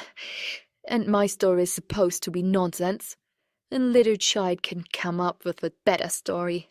The thick air between them was palpable. If anyone wanted to, they could probably have cut through it with a bread knife. They both gritted their teeth and looked menacingly into each other's eyes, as if they were having a competition. You're both wrong. Excuse me? It has to do with both, but for a different reason. How do you know that? I was talking to the dwarves in the laundry room. Petunia may have only recently been employed at the court. Her cousin, on the other hand, has been working here for 3 years. So what? Yes, and? Dwarves are interested in gossip. Everyone knows that. That's why they investigate every rumor. What are you getting at? In any case, you are both right and wrong at the same time. There was a connection between the two of them. Very rare couple. A couple? How can you fall in love with a man like that? That's not irrelevant. What else did you say? The night before Magda was expelled from the court by the lady, the two of them had a dispute. The stable boy is said to have been very harsh towards her.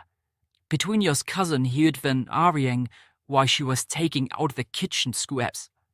She wasn't sure, but she thinks the stable boy hit the girl, and now guess where it all took place. In the horse stable. Correct. The case was solved by me. You haven't solved anything yet. We know what there was a connection between the two, but not yet whether or not there was a connection to a ghost. When was the Lord's wife? What's wrong with her? Black candles, myrrh, lavender, and anise. She read about it in a book. That sounds plausible so far, but which book did she get it from? Such rituals were used centuries ago. They are associated with black magic. Why would she use such a ritual, especially if it has no effect, unless it has an effect? Marie and Leuven looked at him questioningly. Listening is certainly not your strength. The Lord said his wife was peanut by nurse every night. Yes, nightmares. But had she encountered the ghost outside of Rose? He certainly wouldn't have kept that a secret. The ritual she performed is used to keep evil ghosts away. But it's not enough to just set up the things in question. No, you also have to say an incantation. That's why the ghost couldn't get to her. But she haunted the Lord while he was awake, in his bed, next to his wife. He was so close, and yet the ghost couldn't get to her. I assume he keeps trying and failing, which is why everyone around her is haunted, trying to find a way to break the ritual. Unfortunately, we don't have the evidence for that either. We don't need them. We can talk to the Lord's wife, and the ghost too. You really want to go for it and look for the ghost? We're supposed to drive in the rain, aren't we? This is true. I hate to admit it, but you're probably right. Well, my dear half-demon, how should we proceed? Evan looked over at Leuven. You should have a good meal at lunch. It could be your last. Startled, Leuven waved his hands in front of his body. Whoa, wait, what's the plan? We will lure the ghost. After a while, Vermeer returned to the dining room. The dinner will be ready soon. Why don't you three take a seat while I fetch the Lord and his wife? He said, while two maids waited behind him with plates and cutlery. Evan and Marie were whispering to each other. Leuven could hardly understand a word of what they were saying. But he was sure of one thing. Challenging a ghost could not bode well. In his childhood, he had heard many stories about ghosts, and it had never been successful to tempt one of them. After a while, the Lord and his wife entered the room. Methyl Danker scowled at the three of them, while her husband gave the impression that he still hadn't caught up on his sleep. The dinner was accompanied by an uncomfortable silence. Every now and then, a clearing of the throat or a smacking noise broke through the frosty atmosphere. But nobody wanted to start a conversation. Leuven looked at his plate. Half a quail, served with rosemary potatoes, red cabbage, and a hearty sauce, lay before him. He had been hungry for days, but the tense situation made his stomach cramp. The young merchant took a sip of wine from a silver goblet in front of him and looked round. The Lord helped himself to the quail, smacking his lips, while his wife strained her back and carefully cut the fowl into small pieces with her cutlery. Evan and Marie kept their eyes fixed on their meal. They ate without making a sound. Leuven picked up his cutlery. Hunger drove him to eat. He hadn't eaten so well for weeks. It was a real feast, but the food was still heavy on his stomach. The moon was already shining brightly into the room when there was a knock at the door. Petunia had brought the fresh laundry. However, this didn't seem to disturb the sleep of the young merchant. He was too exhausted from the past few days. Evan was glad to feel his armor on his body again. He felt much more comfortable in it, even though Petunia had apparently gone a bit overboard with the lavender. She did it at Leuven's request. The half-demon walked out into the hallway and carefully closed the door behind him. Marie was leaning on the opposite windowsill, observing the stars shining brightly in the sky. It's a beautiful night, she said dreamily, never taking her gaze off the sparkling lights. The half-demon wandered over to her and leaned against the window frame. It looks like it's going to rain. But you didn't see that in a vision, did you? I suppose I owe you an apology. His thoughts were not only on the ghost, he also regretted his treatment of the seer. The seer looked deep into his eyes. That's just your nature. You simply can't take people like me seriously. It has nothing to do with me being the half-demon. I didn't mean that.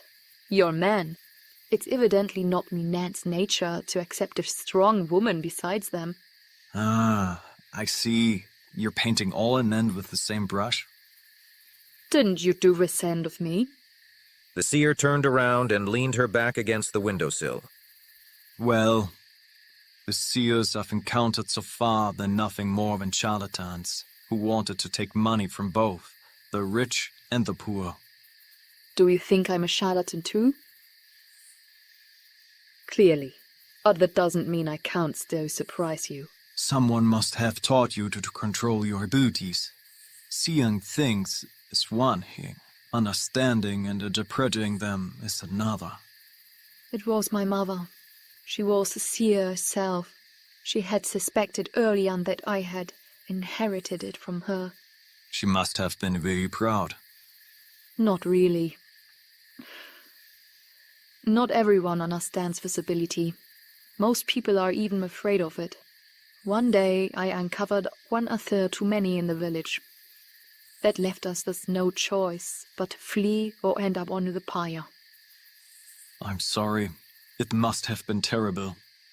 People fear what they can't understand. I don't blame them. I was still a child and didn't know how much pain I was causing. Still, you have done some good too. That's true.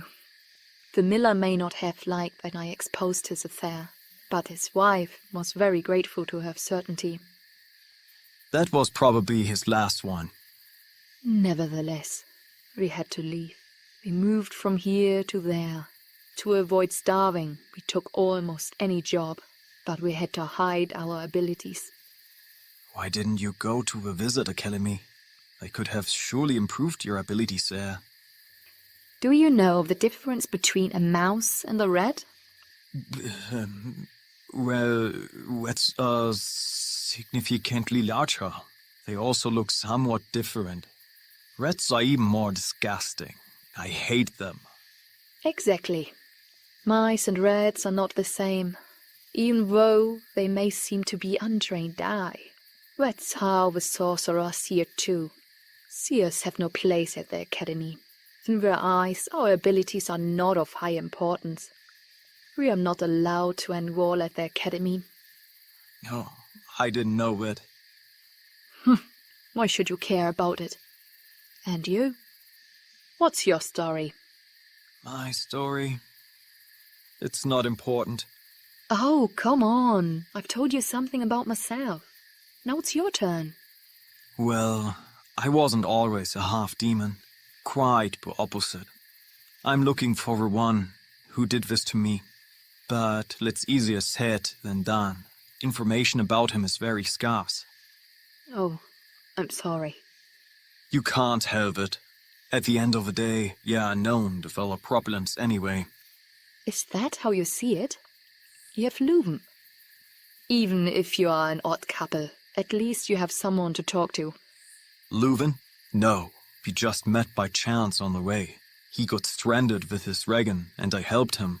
Our paths will part again soon. You just met by chance? That could be the reason why I didn't see him in my vision. Doesn't life consist of a chain of coincidences anyway? So, you're turning into a philosopher, but I see it a little differently. Our lives are determined by various important events. How we ultimately achieve them can always be in a state of flux. If that's the case, then I wonder what I've done to deserve all of this. I believe that everyone gets what they deserve in the end. A piercing scream sounded, interrupting their conversation. Evan immediately went on high alert. Leuven! He hurried over to the room's door. Wait! Marie called after him. She wanted to follow Evan, but suddenly a sharp pain shot through her head. She fell to the ground, barely managing to catch herself with her hand. She tried to scream. Her mouth was wide open, and her eyes welled up with tears. but no sound came from her throat. Leuven lay on his bed, his body convulsing under the covers. No, I won't let you go. A dark, shadowy figure hovered over Leuven. Evan realized that they were not dealing with an ordinary ghost. Let go of him, immediately! The shadowy figure seemed to relent, wavering in the air, and Leuven's body relaxed. But then, two bright red eyes emerged from the darkness, followed by a wide-open mouth. Before Evan could grasp what was happening, the shadowy figure lunged at him with lightning speed, and he was engulfed by deep darkness. A sharp pain pierced his chest, and his screams were nothing but whispers in the chaos as the room around him lit up and sinister figures gathered. Their faces were distorted, their voices distant. Evan saw the flashing knife in one of their hands, and the echoing laughter surrounded him. Fear overwhelmed him. It felt like a terrible nightmare that repeated itself. Then he plunged into darkness once again. A creaking door opened in the background, and a woman's screams pierced his consciousness. He turned around and saw two women. One of them was crying desperately in bed, while the other tried to comfort her while holding her hand. The door slammed shut with a loud bang. Why doesn't my mom love me? Came the crying voice of a little girl behind the half-demon. He turned around and looked into the sad, wide-open eyes of a little girl with curly hair. Why did she do that? Who are you? Why doesn't she love me? You're not a ghost. The girl fell silent and touched one of her eyes. Blood ran down her cheek. A smile spread across Evan's face. Huh. You're not a ghost, I'm sure. You've experienced so much pain. The hatred in you is powerful. And you want to feed on my hatred. So you've seen through me. Blood continued to flow down her face. But you would drive me away. With a shrill scream, the girl disappeared, and darkness engulfed the half-demon. A sharp pain pierced his head, followed by deafening noise. Evan! Marie's desperate voice reached him. She held his head with both hands and gently wiped her thumbs across his forehead. She smiled as he opened his eyes. He quickly sat up. Racy. He? Who do you mean? What did you see? The half-demon put his hands on the floor and stood up. I now know what we're dealing with. Evan left the room with a grim look. He strode down the narrow hallway with heavy footsteps and climbed the small staircase. On the corridor, the Lord was already approaching him, looking at him with tired eyes. Ugh, what's going on here? What's with the noise? I now know what's happening here. Risk your life. My wife? She's asleep. Leave her be.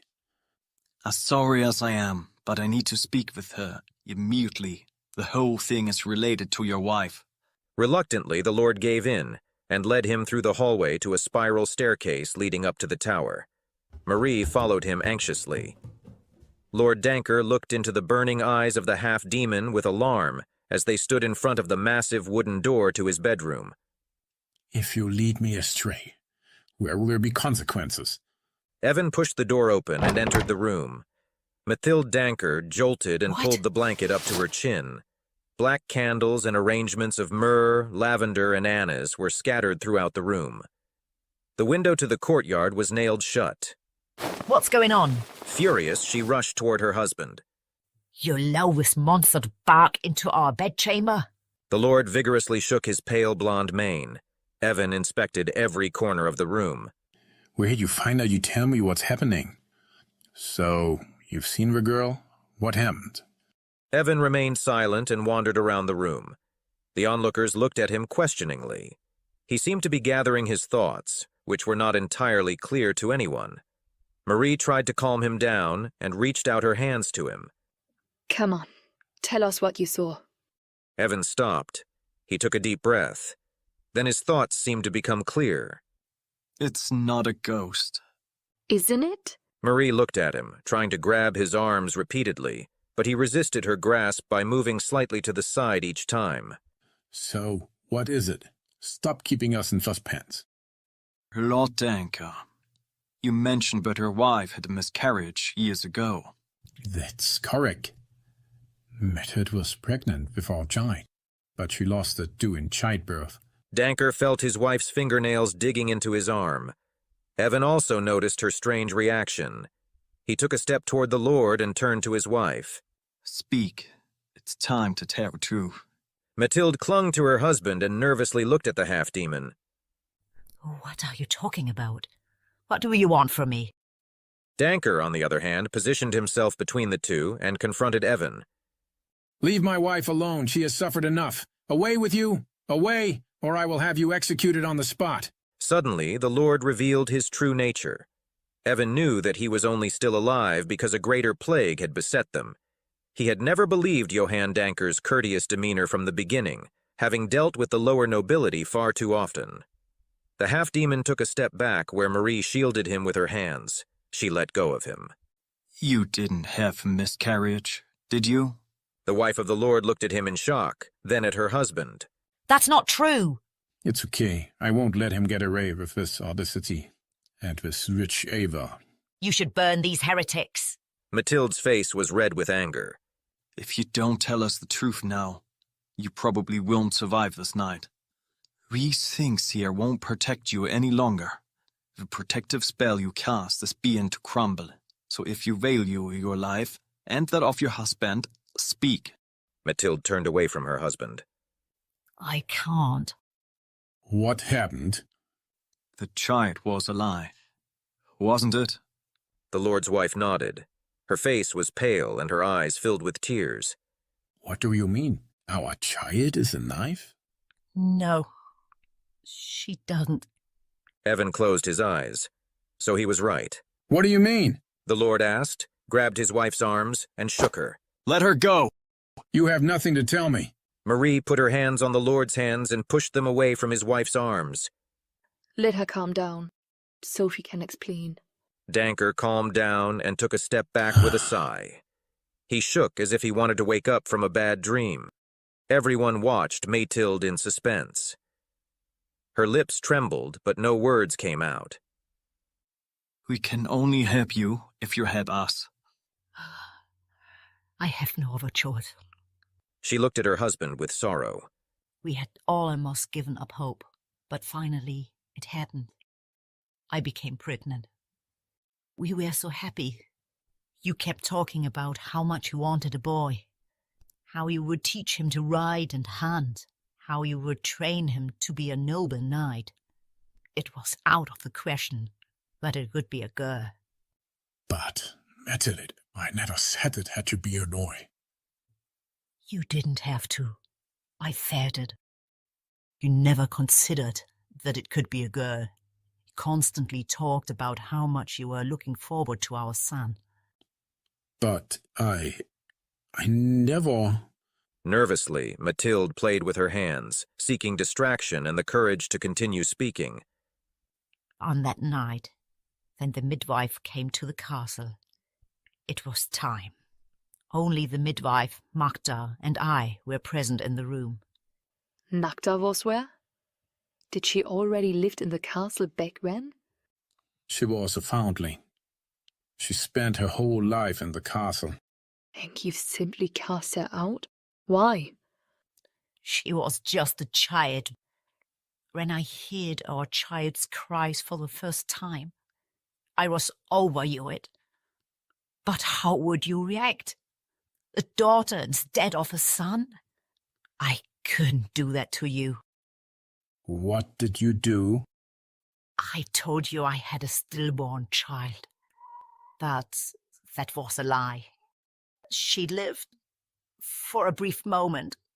It was a moment of weakness. I swear. Evan closed his eyes with a snort. You killed it with your own hands? I didn't know what I was doing. It was so small, so fragile. The Lord began to waver, touched his forehead, and fell to the ground. Marie rushed to him, holding him up by the shoulders. How could you? That was our child. I didn't want to, but suddenly I saw your disappointed face before my eyes. Before I knew what I had done, it was too late. And Magda witnessed everything? She did. I could silence the midwife with a few crowns, but Magda, she was still so young. I'm to blame for turning the lively girl into such a nervous and fearful young woman. You drove her from the cart just before the apparition appeared for the first time. But it wasn't about Magda stealing anything, was it? Of course not. She never stole anything. She was such a kind child. But she had to leave. She couldn't continue to living in the castle. Why? After all, she kept a secret all of the years. That's the thing. She didn't.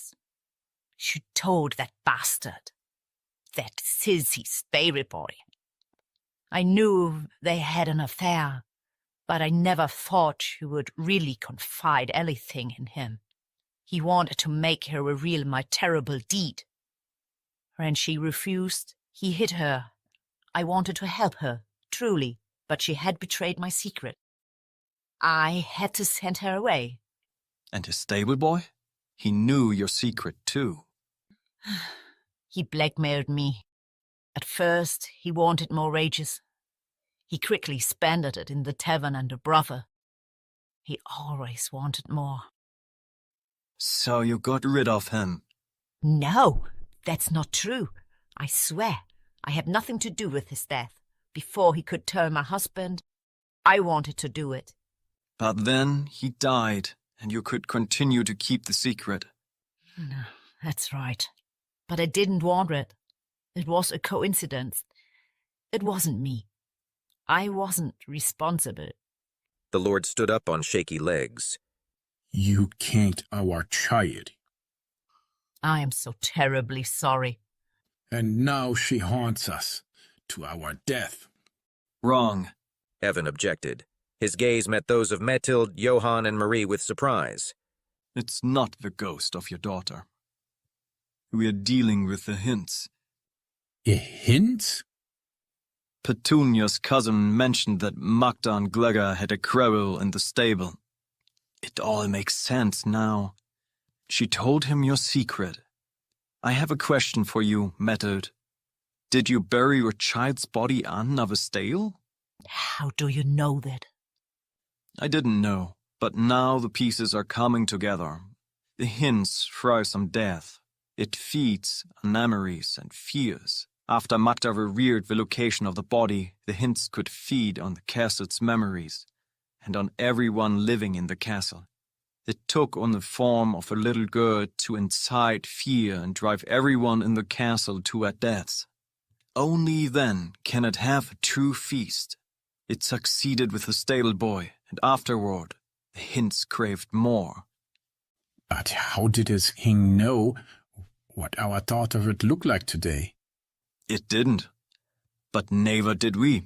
It simply created an illusion resembling you and your wife to make the image even more frightening. At first, it triggers pleasant dreams, only to take control and gain strength from fear of its victims. So, you're saying an evil demon has visited my castle? Is that correct? How can he stop it? Where? To defeat a demon, a half-demon could be quite useful. Evan's expression became serious again. I'm afraid you won't like it. But to lure the hints out of hiding and distracted, we'll need to use you as a bait. Rest assured, nothing will happen to you. But I've already encountered these hints. It could have easily killed you on that night. You should thank your wife for that. A protective spell is amateurish, but it had kept you safe from death so far. If using me as bait will free the castle from this creature and get rid of it, I agree. Mother! It's my fault. If anyone should be the bait, it should be me. Forget it. It's safer for you here. You're the reason why the hints has taken hold of the castle. Your spell will keep the hints away from you. But you said that the spell won't last much longer. That was a lie. You're not a sorceress, so you didn't perform the ritual flawlessly. That's why the hints could attack your husband at night. But you've done quite well for an amateur. The spell has kept you safe from death. Mathilde looked at him in disbelief and stood up. You lied to me. How could you? You wouldn't share the truth, so I had to. You're a brethren liar, a charlatan, with ill intentions. Evan stared at her in surprise. Did she really mean that? Mathilde, what's going on? The Lord tried to reach his wife, but it was futile. She avoided his touch and moved away from him. Don't touch me! She had a crazed look on her face, convinced that all of this could only be a conspiracy. Yes, you wanted to deceive me from the beginning. You and that stupid witch. It was your plan all along to drive me into madness. What do you want? Do you want the castle? Do you want gold and jewels? Or do you just enjoy seeing me suffer? Marie tried to calm her and cautiously took a few steps toward her. Lady Denker, none of us want to see you suffer. Stay where you are. But yes, it's your goal to see me suffer. Mathilde, I can assure you that's not our goal. We want to help you. Why would you want that? You're a demon and you are rich. I don't know a single story where your kind does anything good. You belong in hell, where you came from. Mathilde. Johann Danker said in a soothing voice. She glared at him angrily and quickly turned around, running out of the room. Mathilde! As she disappeared through the door, she nearly pushed Leuven aside, who was peeking into the room, yawning. What's all the noise about? The Lord followed his wife, as did Marie and Evan. Leuven stood in the doorway with dreamy eyes, blinking in disillusionment as he spotted the many black candles and arrangements made from various plants. Then he held his head. What did I dream? Mathilde ran out into the courtyard. It was raining. Her flat shoes almost sank in the mud, but she continued to trudge through the slippery and uneven ground. Mathilde, wait! Her husband called after her. She turned around, arms outstretched. Is this what you want? Did you want to see me like this? Evan and Marie prevented the Lord from rushing to his wife. Mathilde, you must return to the castle. The half-demon shouted, but it was already too late. Mama, where you long? A little girl's voice echoed behind Mathilde. Startled, she turned slowly. Why did you make me wait so long? The little girl asked with a feigned friendly face. Why did you come only now? I wanted to come visit you. You're my daughter. Evan waded through the mud. You need to get away from her. At that moment, a black shadow stretched over the little girl. A deep, sinister voice emanated from her throat. Why did you kill me? Don't you love me? Mathilde screamed. Blood poured from her eyes and mouth. Her silent screams conveyed excruciating pain. Blood sprayed in all directions as her body was torn apart in midair and the pieces fell into the mud. Evan came to a screeching halt and almost slipped in the muck. He stared in disbelief at the scattered body parts and blood spreading over a wide area. The little girl laughed horribly. Delicious. Evan pulled his sword out of its sheath. It gleamed in the moonlight. Be gone, hence! Pathetic human. The sword won't protect you. I am invincible. As long as we're in dreams, I've a nest in people's minds. Invincible, you say? Many have claimed the same. The girl screamed and swiped her small hand in front of her face. An invisible blow struck Evan, hurling him through the stable door with a loud crash. Evan, no! Marie screamed, standing rooted in the pouring rain and fearful as she glanced at the little girl. The girl turned to her. The Nava was delicious, but I'm not full yet. Perhaps some arm, maybe a little leg, and then the Thava. Marie attempted to move, but her legs felt like stone. Paralyzed, she stared at the sinister creature. Her gaze shifted back and forth between the shadow and the girl. Their movements mirrored each other. Like a marionette, the hints appeared to control the apparition. The black silhouette raised a massive, shadowy paw. Then a voice emerged from nowhere. That's enough. The shadow and its puppet turned their gaze to the stable door. Without a scratch, Evan stood there, his sword embedded in the ground. He adjusted the straps on his vambraces. You really get on my nerves. Be gone from us. I don't want you. Too bad. You have to settle for me, or you have to go to bed without supper. I'm afraid. Insolent human. Foolish human. Evan's cloak fluttered wildly in the rising wind. Marie looked around in confusion before another sharp pain pierced her head. Red, fiery eyes appeared in her mind, a malevolent face filled with wickedness. She took a deep breath. I've seen this before. I've seen you before. Your sword won't help you.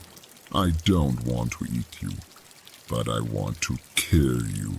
Evan drew a dagger from a sheath fastened to his leg. The black serrated blade glistened with each raindrop that fell upon it. Insolent human. Foolish human. I'm not human. Evan replied, swung the dagger, and cut a deep wound in his wrist. Pitch black blood gushed out, dripping onto the mud and mingling with the stagnant water. Evan dropped to his knees. His heart raced wildly and unevenly in his chest. At that moment he wanted to scream, but his jaw clenched shut. The girl approached the half-demon with light steps. Yes, do it yourself, foolish human.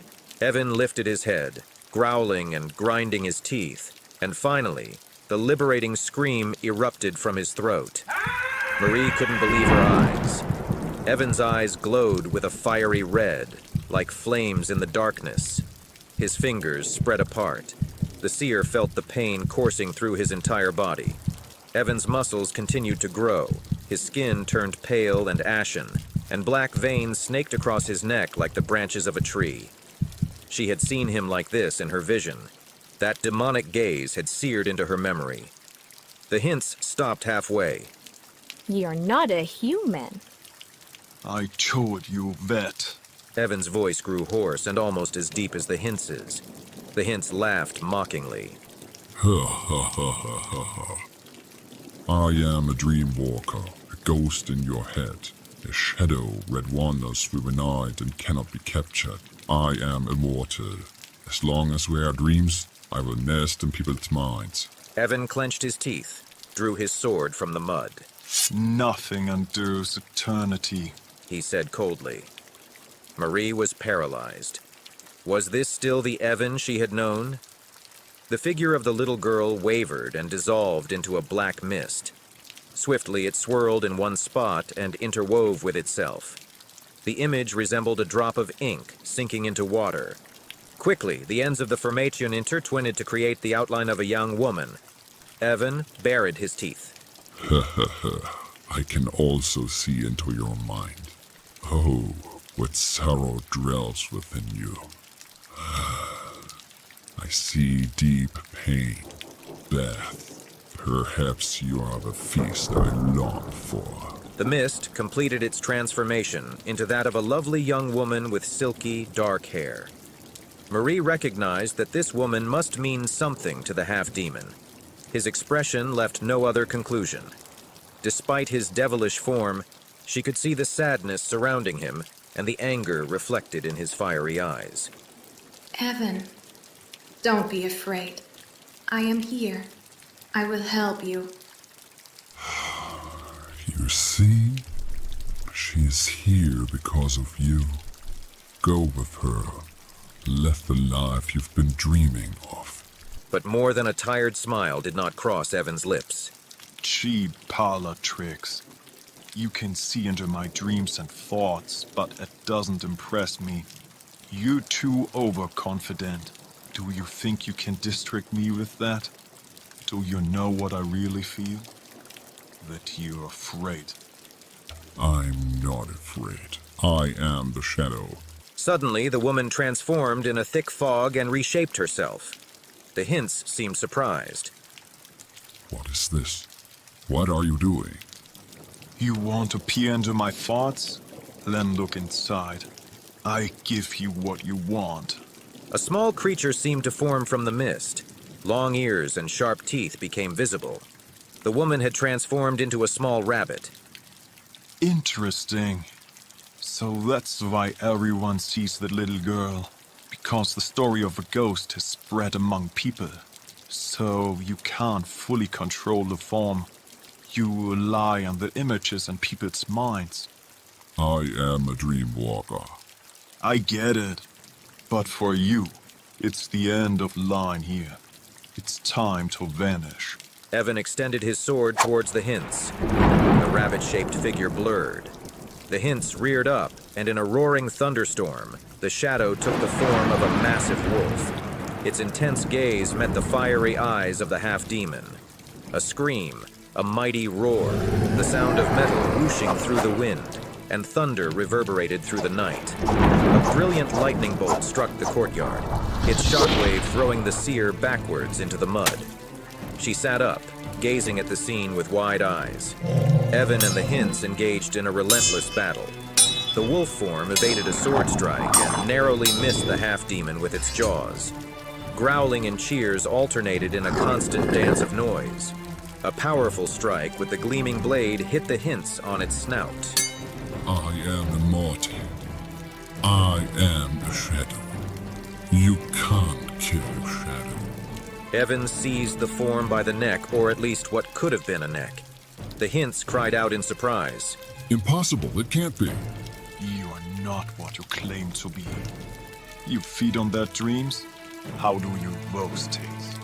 He contorted his face in concentration. The Hints howled. The shadows writhed wildly as if the form was contorting. Evan let him drop to the ground. The Hints continued to transform into various shapes: human, animal, the little girl, the young woman, the rabbit. It seemed he couldn't control which form he would take next. Stop! Stop it immediately. Peace to my dreams and thoughts. The Hints calmed down and appeared in the form of a small black creature with a long tail and a reptilian snout.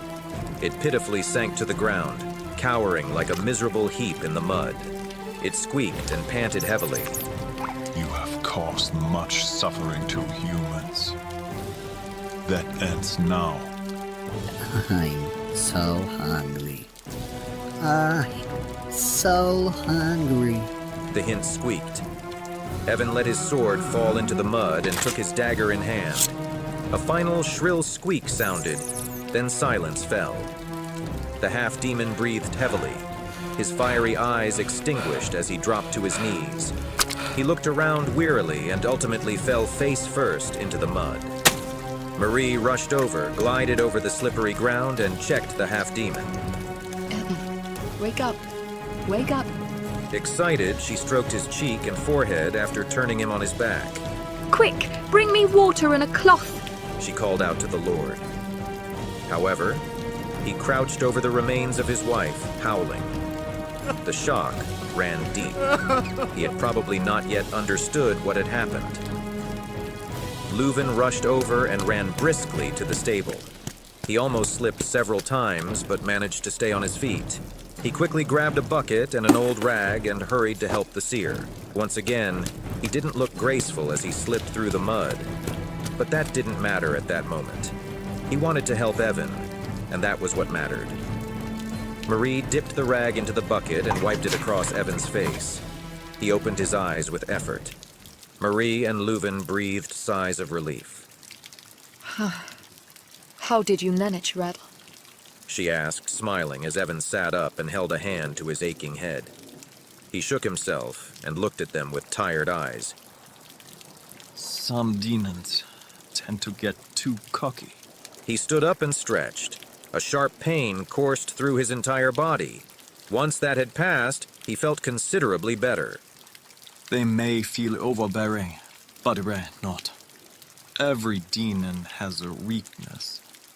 Ha! Evan, the conqueror of shadows and destroyer of dreams. But how is that possible? How can one kill a shadow? A hint isn't a shadow. It's just a lower demon that feeds on dreams and fears. I thought I explained that. So, a hint is a living creature? Which were no longers, but yes, they are like parasites, more appearance than substance. He probably believed he was truly immortal, or he pretended. In any case, his overconfidence led to his downfall. And your dagger? Marie examined it closely as Evan put it back in its sheath. He looked at her stubbornly. Obsidian. For human, it's just a beautiful stone, a piece of jewelry. But it's very effective against demons. His gaze shifted to the Lord, who was crying over the remnants of his wife. The three cautiously approached him. I'm sorry.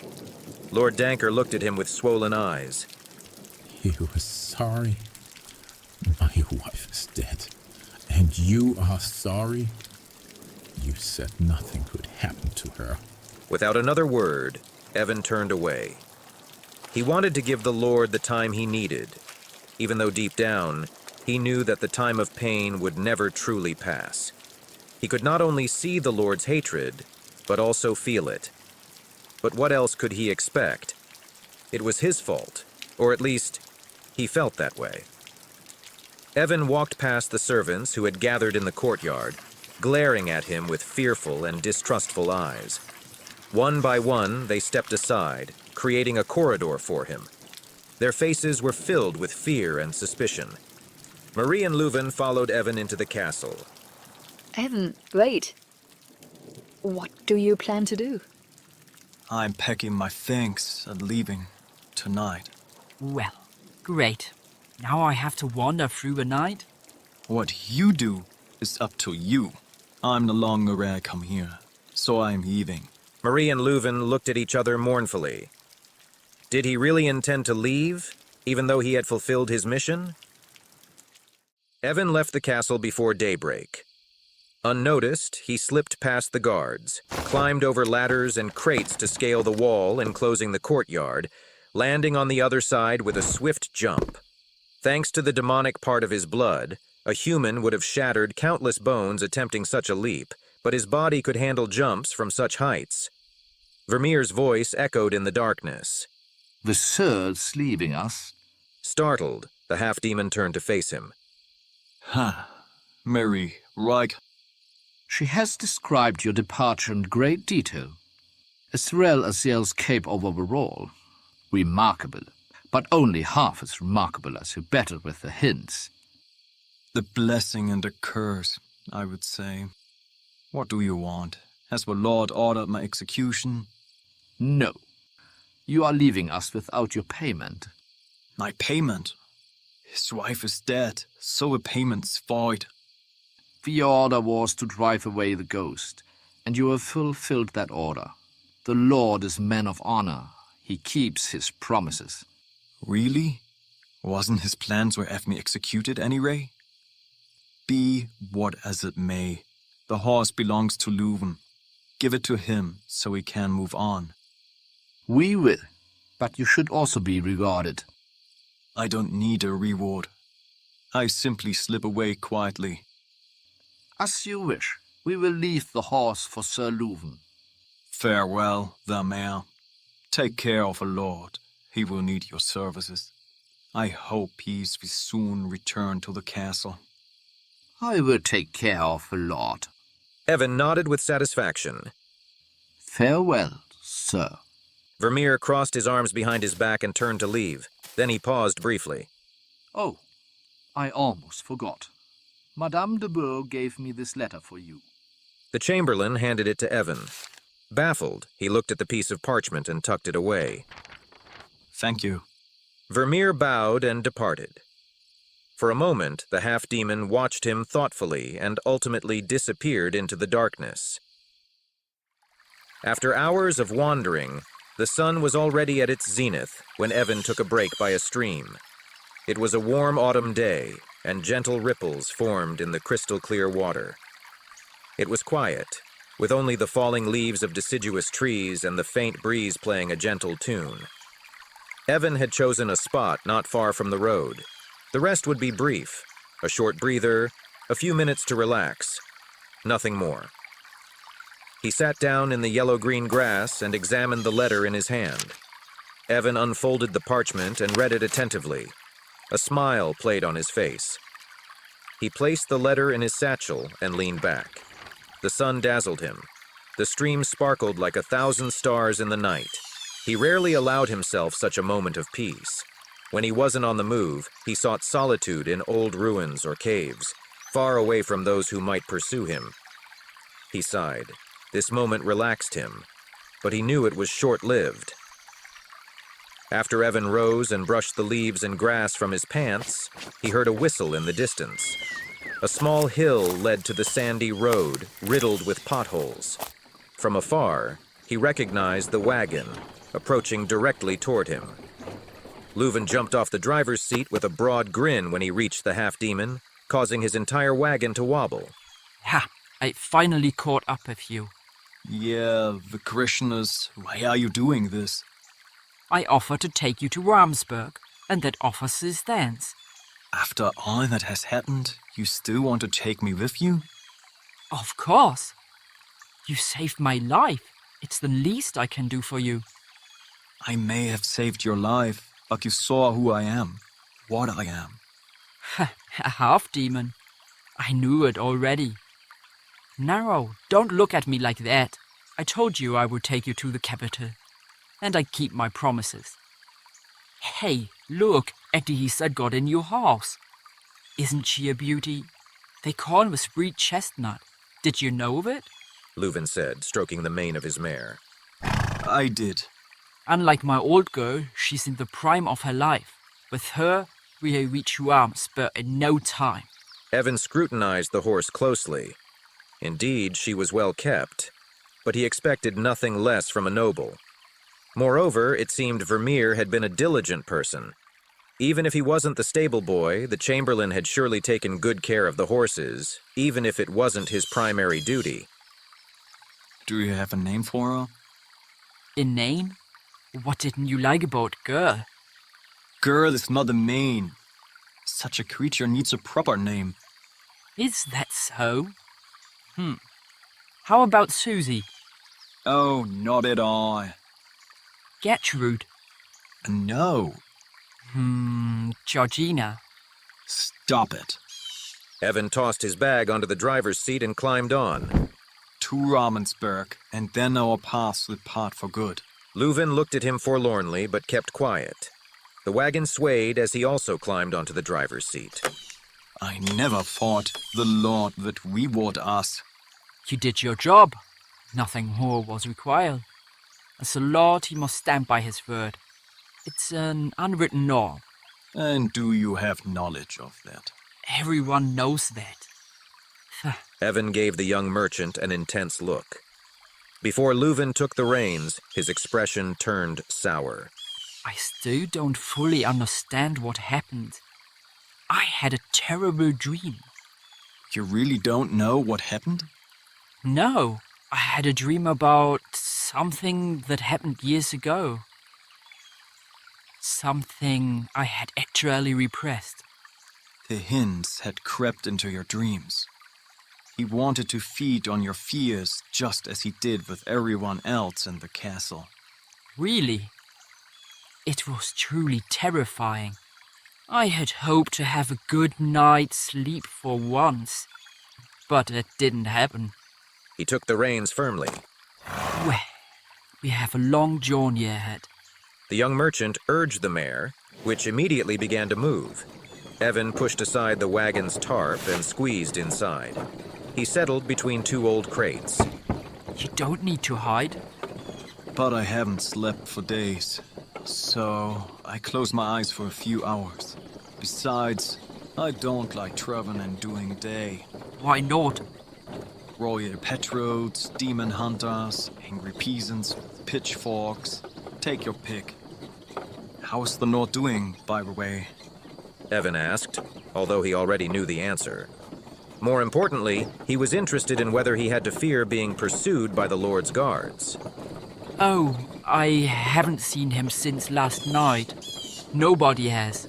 But you can hear the railing from his room. It's terrible. I can't even imagine how he must be feeling. I can imagine. I had hoped to do more.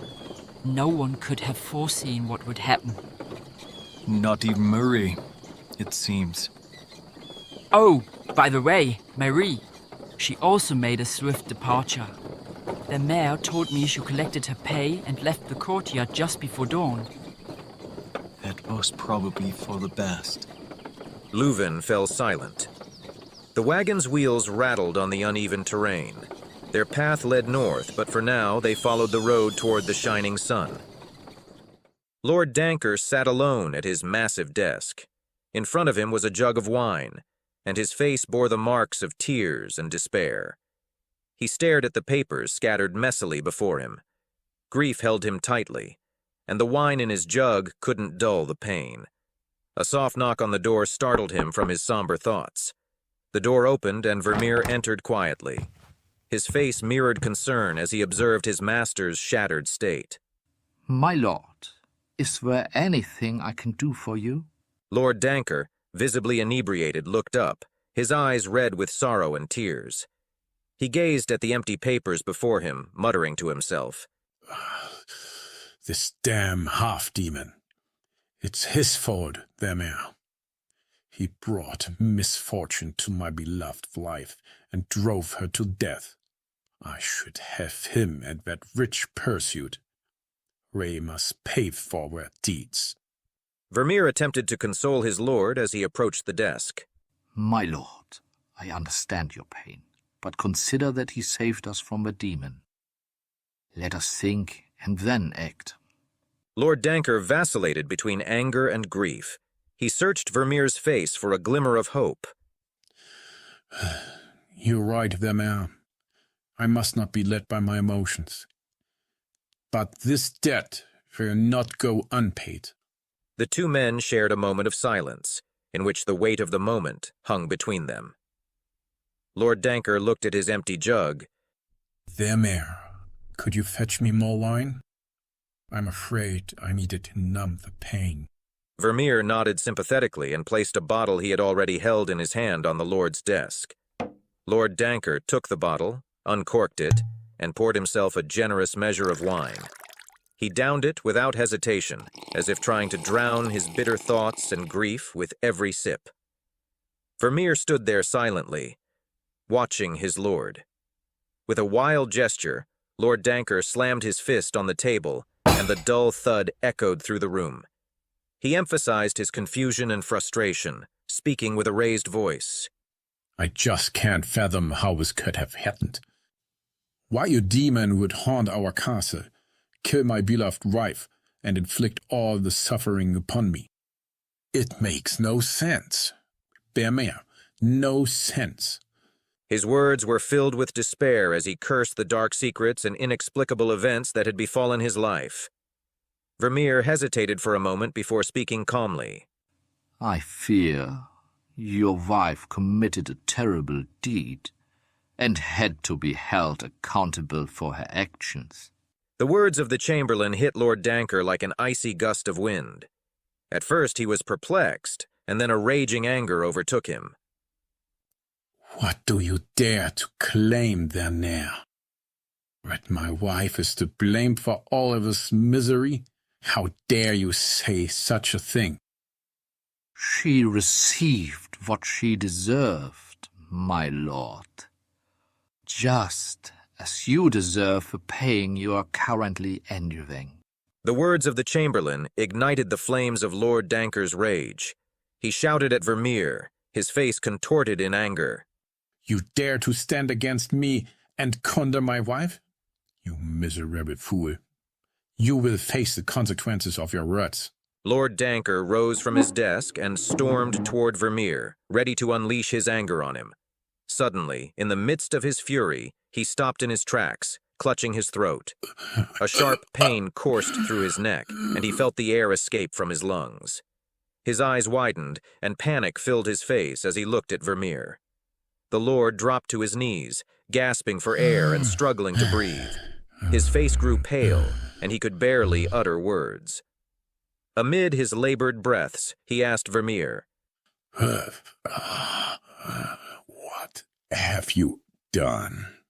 Vermeer gazed at the suffering lord with a stoic expression, devoid of remorse but filled with cold determination. Vermeer's body began to tremble, and his form changed before Danker's eyes. In place of the chamberlain stood a shrouded, enigmatic figure, cloaked in darkness. Lord Danker stared in increasing horror at this apparition, his wheezing and gasping growing more desperate. His eyes were filled with terror. The shrouded figure silently moved to the desk and took the bottle of wine. Meanwhile, the lord collapsed onto the ground. Foam formed at his mouth, and his convulsions grew weaker until he lay still. The enigmatic figure said, "You are no longer of use to me. I know I must stand Evan Dawn's capabilities.